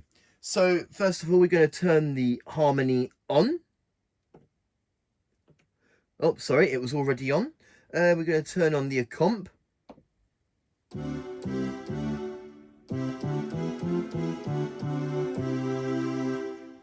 We hold down the shift button along with harmony arpeggio button so that we can go straight to their different types. So at the moment it is currently on trio. So here's what it sounds like, trio.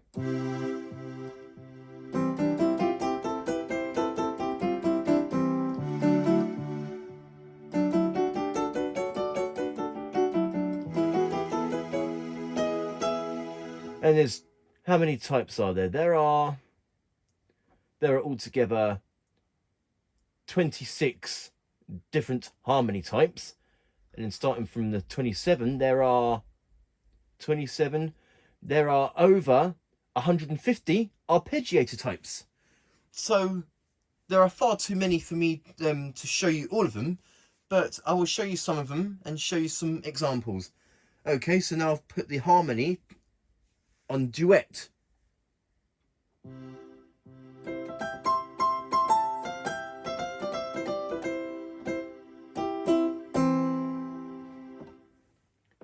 Or block.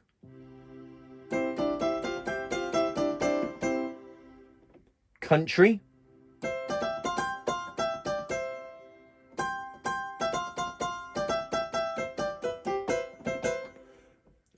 octave,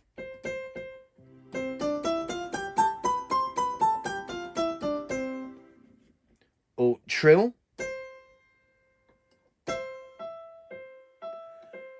So I hold these down, and when I select the numbers, the trill gets faster.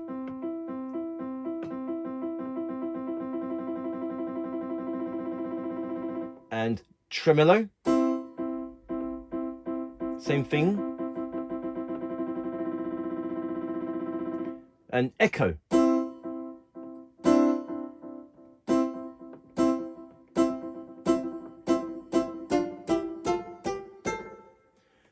So that's all the harmony types. And now I'm going to show you some arpeggiator types. First of all, we have up octave. So we're going to play a... And I think that applies with the tempo. So let me see.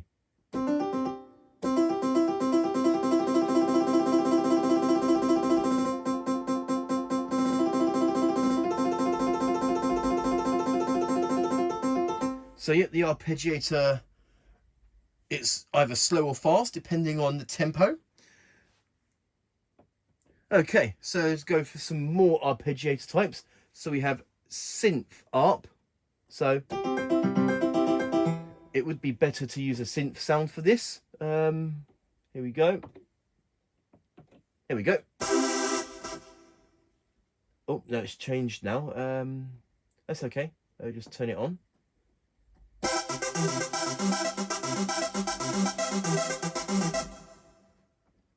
Synth echo. Sync echo.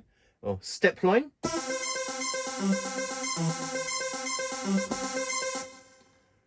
Tech echo.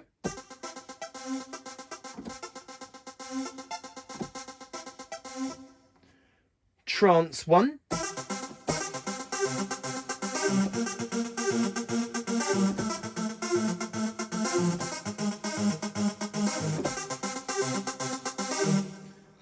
Hybrid 1. So yeah, there's over 150 arpeggiators to choose from. Let's find another one. Reggae. Maybe an organ sound would be good for that. Let me just change that.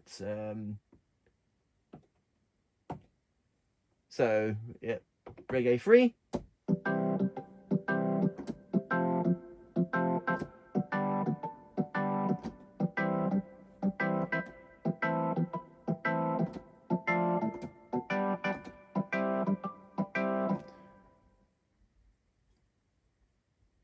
Let's try salsa.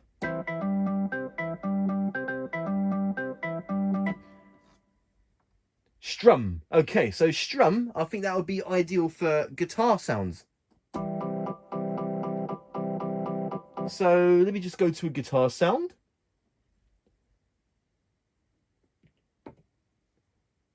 Let's see if I can find it again. There we go.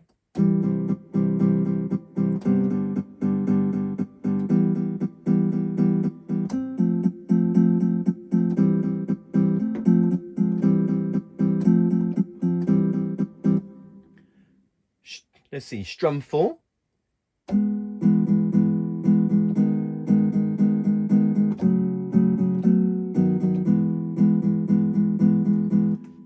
And there are many, many more different arpeggiators. So let's try, let's just do a few more. Oh, Ibiza. Let's have a listen to what that sounds like. Let's go back to synth.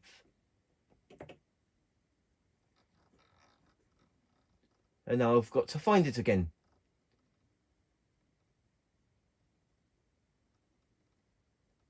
There we go.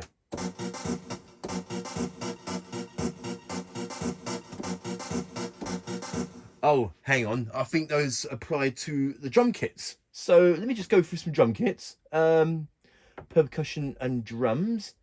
So for that, I think the dance kits will... So there you go. There's an arpeggiator called Garage. So I'll show that to you. And all you got to do is just press one note. And you'll get this. doesn't matter what notes I press. Let's do some more Ibiza. So, yes, that's really cool. Ibiza 2, Ibiza 3,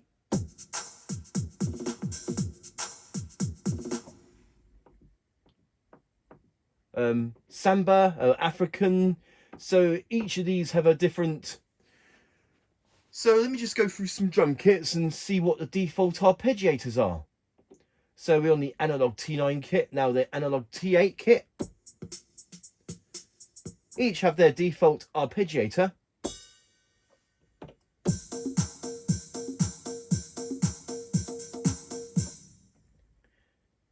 Or just go to a normal standard kit.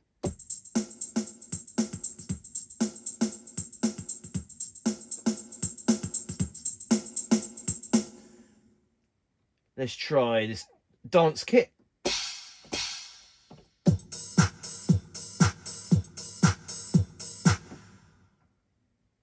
Okay, moving on. We're going to do some more.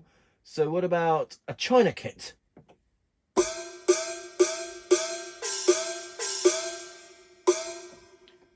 Or how about Arabic kit?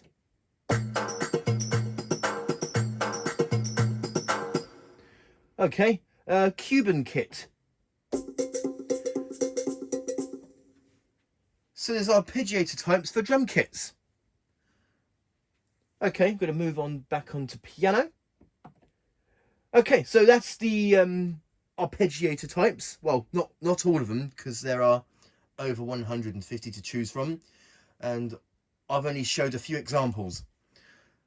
Okay, so moving on to the functions of the harmony / arpeggiator types. Okay, so I've covered that, and now we have harmony volume. We press enter, and now, and make sure it's turned on. There we go. So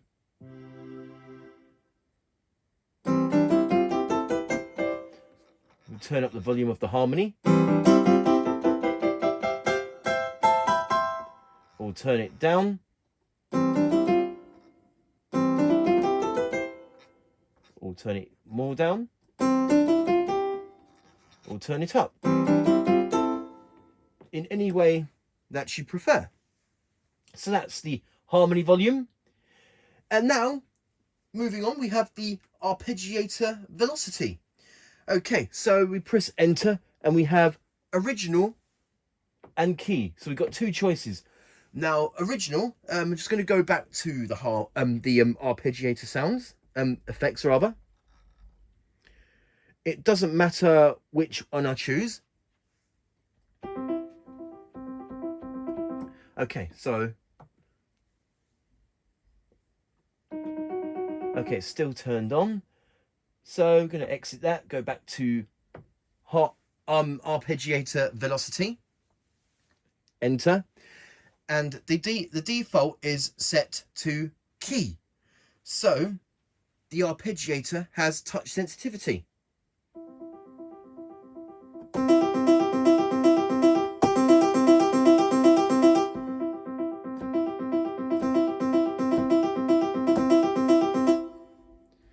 Okay, now, moving on, we have original, which means that the arpeggiator is fixed velocity.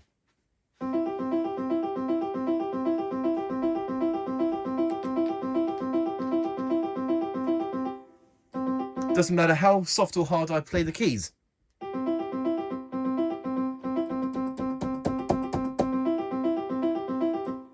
It's set at a fixed velocity.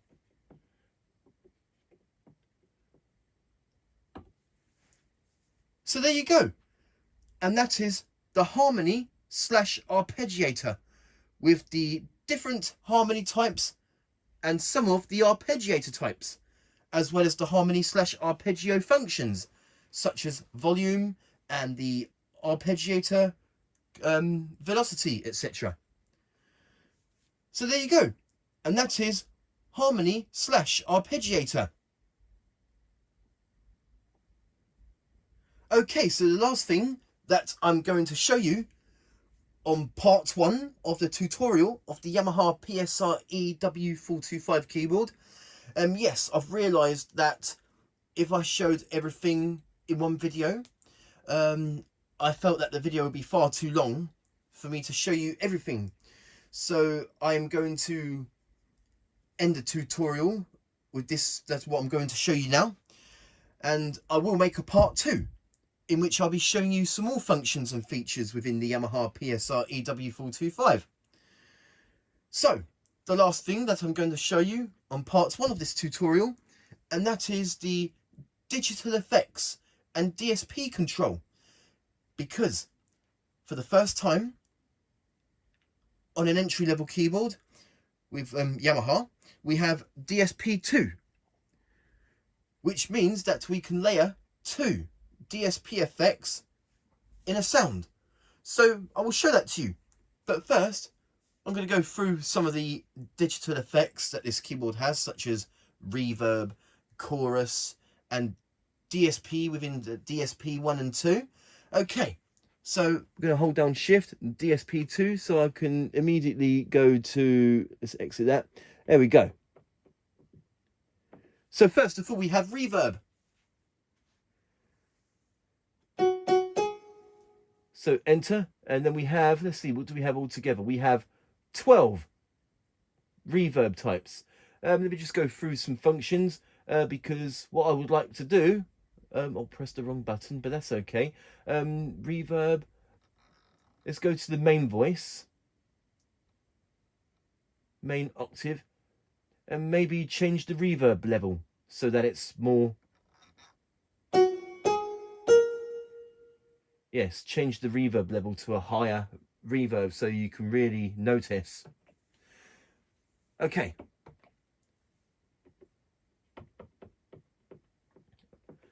Right, so first of all we have reverb. And we have 12 different reverb types. So we've got Hall 1, Hall 2. Hopefully you can Hall 3. Hall 4, so it's a larger hall.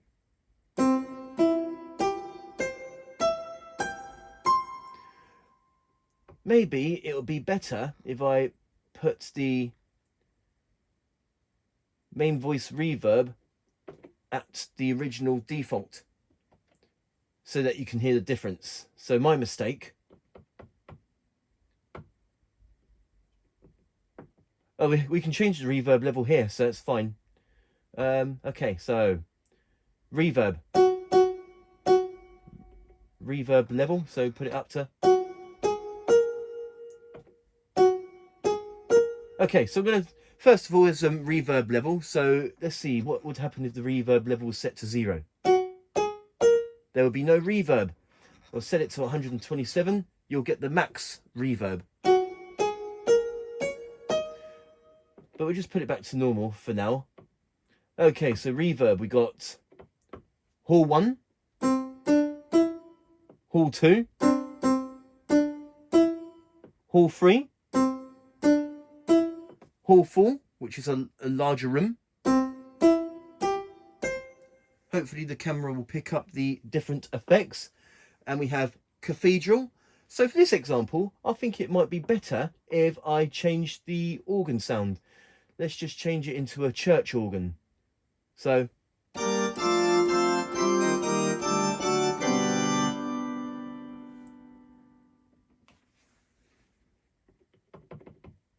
reverb, enter.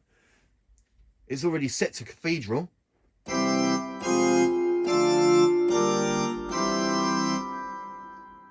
Or room 1. So let's just put the back to piano function.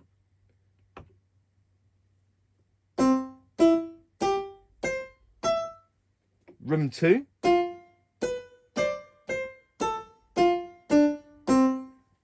Room 3. Stage 1. Let's maybe change the reverb level here.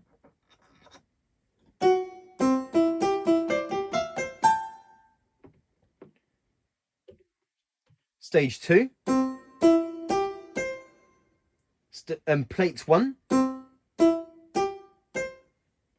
and plate 2. Let's just put that back to default.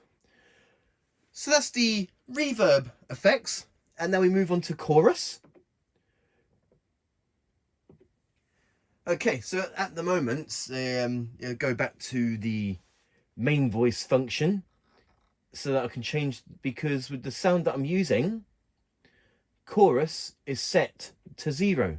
So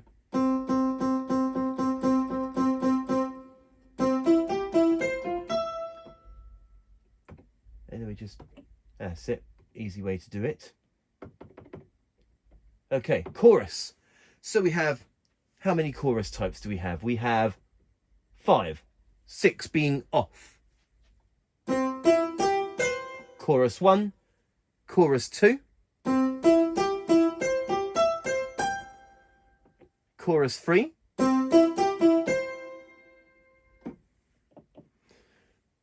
and then we have flanger 1, flanger 2,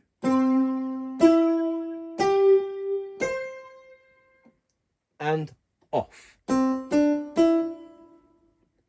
So that's the different chorus types.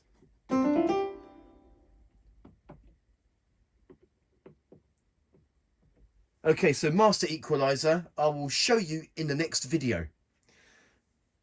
And now we have DSP 1 type. And there are altogether 41 different DSP types. So it's currently set to off. And then we have rotary speakers.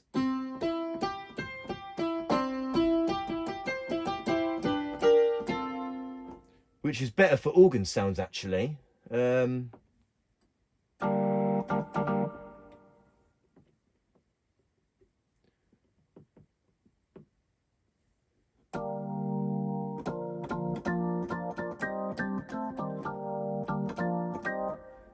Or rotary speaker fast. Oh yeah, so S is slow, F is fast.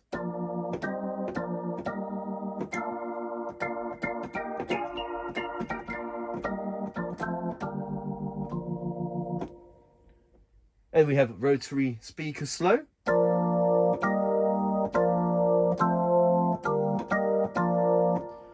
Or rotary fast.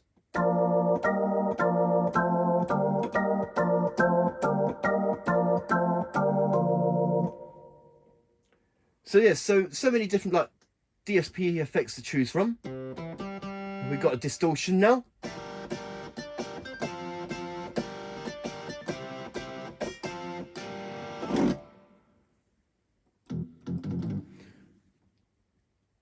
I won't go through all of them, but there are so many for this range of keyboard. The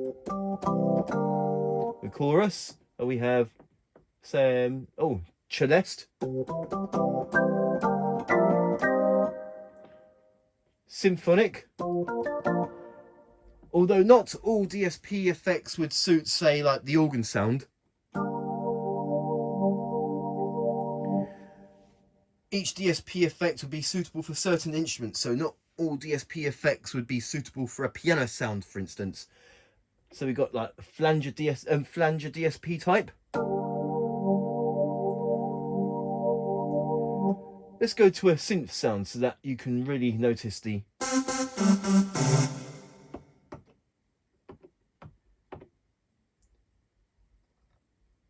There we go, so...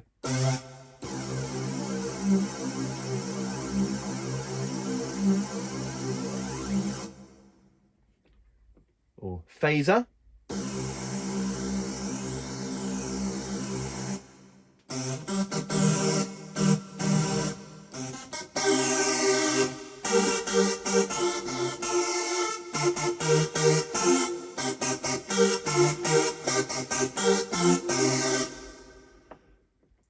Auto wah.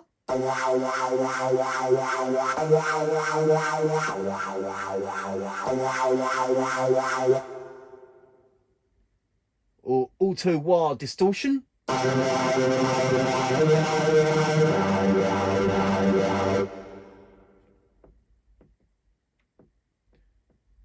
So yeah, there are altogether 41 DSP types to choose from. I'm guessing that one is drums room. Okay, so I'm going to put that back to, we've got some delay types as well.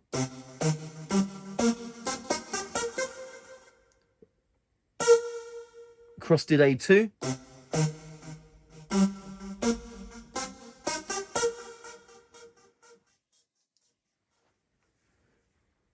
Okay, so that's some of the DSP types. And also, notice how DSP2 type, there are not as many types on DSP2 as there are DSP1. And DSP2 part I will show you in a moment. Okay, so now that we are on the DSP2 type, I want to show you on to adding 2 DSP effects to a sound. So I'll show that to you. So I'm going to select my voice. So let's just do a simple voice. So let's just see. Just going to go through some of the sounds. So no. I will eventually find a guitar, like a 60s clean guitar, say.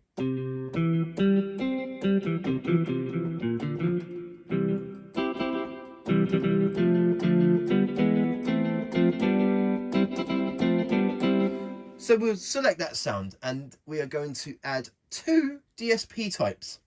So first of all, we're going to hold down Shift, DSP2. So what I want to do is maybe do a DSP1 for distortion and DSP2 for delay. So DSP1 type, so we've got echo as the default DSP for this voice. So maybe if I wanted, say, if I can find one, I will find a DSP type, so you just got to bear with me.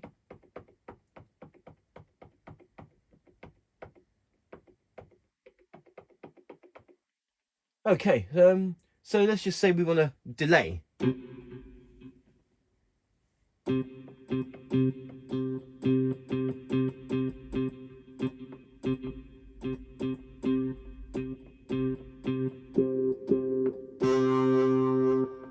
Okay, so we do delay. So cross delay 1. Actually, I think no, that'll do.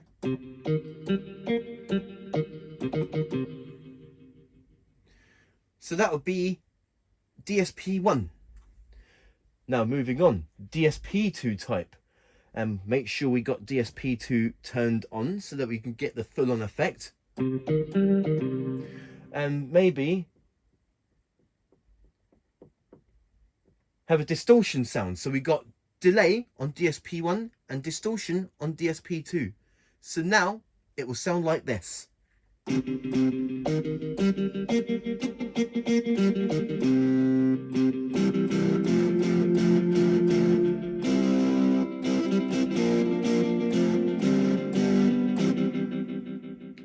So that's a mixture of the 2 DSP types in one sound.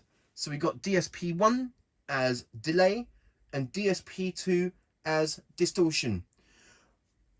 I will do another example on, I'll do another example of the DSP2. So we just got to select a sound. It doesn't really matter what sound I choose because it's only going to be an example. So let's just say that I choose an organ sound.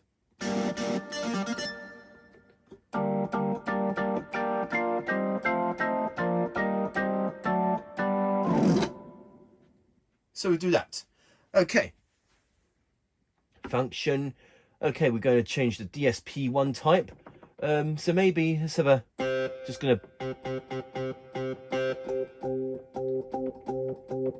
maybe go through some of the,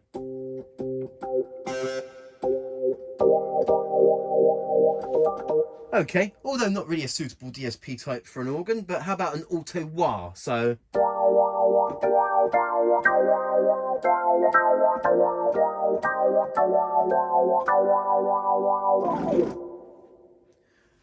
as our DSP1 voice, effect rather.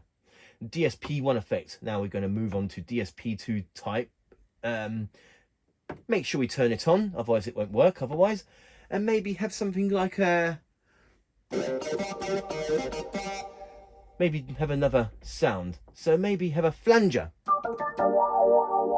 No, that... let's have a... cross delay.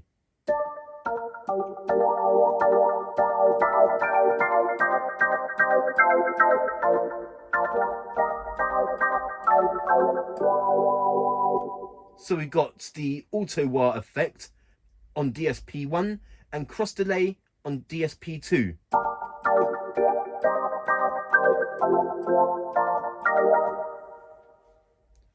So yeah, it's really amazing how technology has progressed over the years.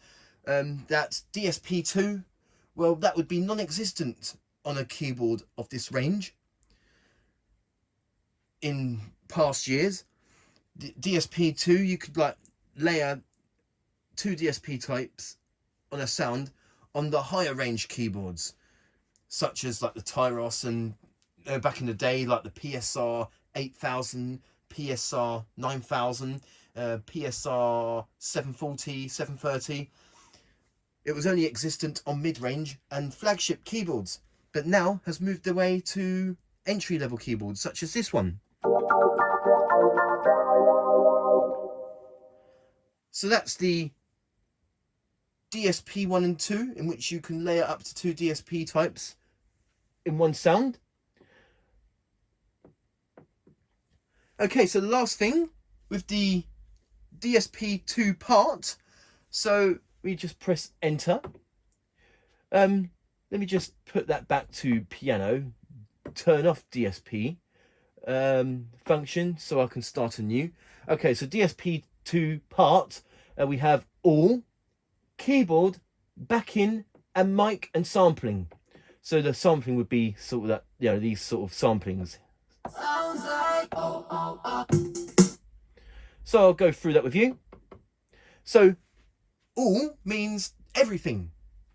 So I'll turn on DSP. Notice that I'm getting a delay. Oh.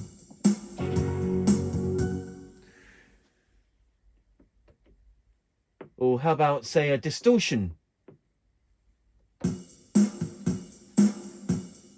Notice how the drum sound a bit more dirtier because it's got a distortion.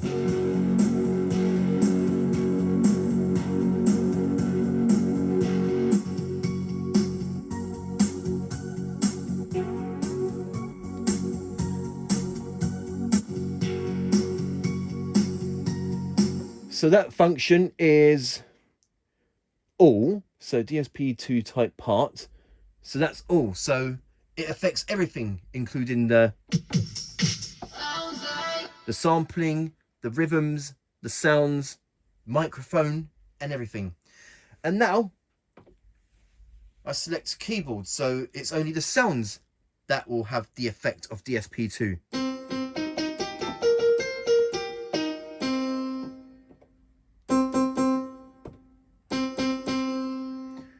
Whereas the samples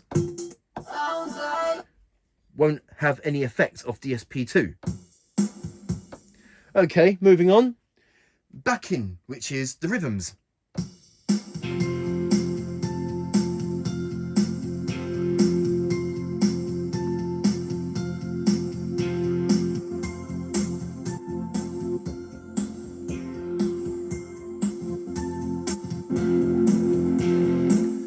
So that means that it's only the styles that will have effect. Okay. Now number 4 is microphone. So here we go. I'm now going to use the microphone for this example. Oh, I'm going to turn mic on. So here we go. I am now talking into the microphone. Oh, let's turn DSP2 off. Okay, so I'm talking into the microphone of the keyboard now. And with mic selected, DSP2 types will only affect the microphone. So I'll show some of those to you. So here we go. I'm going to turn it on now. And notice that my voice now has a distortion effect. So we're going to change some DSP types within the microphone.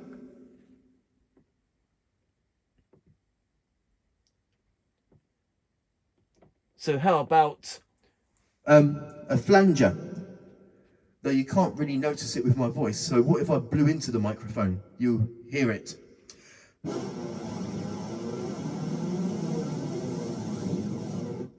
So I just blew into the microphone, and now you can really hear that effect. Again, with the phaser effect, so you can't really notice it with my voice. So if I blew into the microphone again, you'll hear it.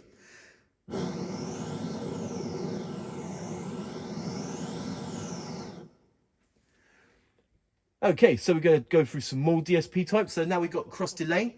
So now my voice has a delay effect within the microphone. So that's really amazing how this keyboard has so much features for an entry-level keyboard.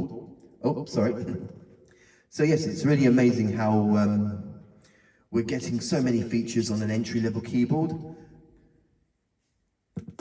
such as DSP1, DSP2, and I know I'm talking into the mic now, but I will show you the microphone functions on the next video. Okay, so that's the microphone selection of DSP2. So now I'm going to turn that off. There we go. So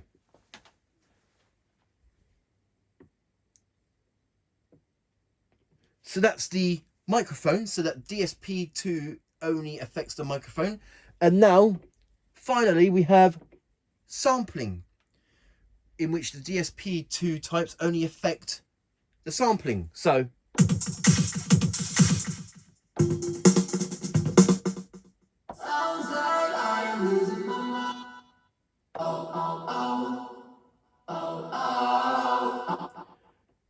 change some effects. So how about distortion? There you go. It sounds more bassy. It sounds more.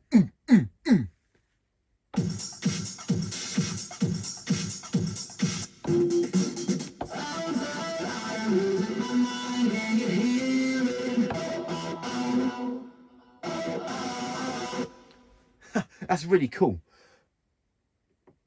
And then put it back to. I'm going to put it back to all, so that everything, including the sampling, the sounds, the rhythms, everything will be affected with DSP2. And I don't think there's any more functions for me to show you with the digital effects and DSP control. So there you go. And that is digital effects such as reverb, chorus, and the DSP controls with DSP1 and DSP2, in which we can layer 2 DSP effects in a sound, and also the DSP2 type part, in which we can have it affect everything, or we can have it affect just the sounds or just the rhythms, microphone, and sampling. And that is digital effects and DSP control. Okay, so this is now the end of part 1 of the tutorial of the Yamaha PSR-EW425 keyboard.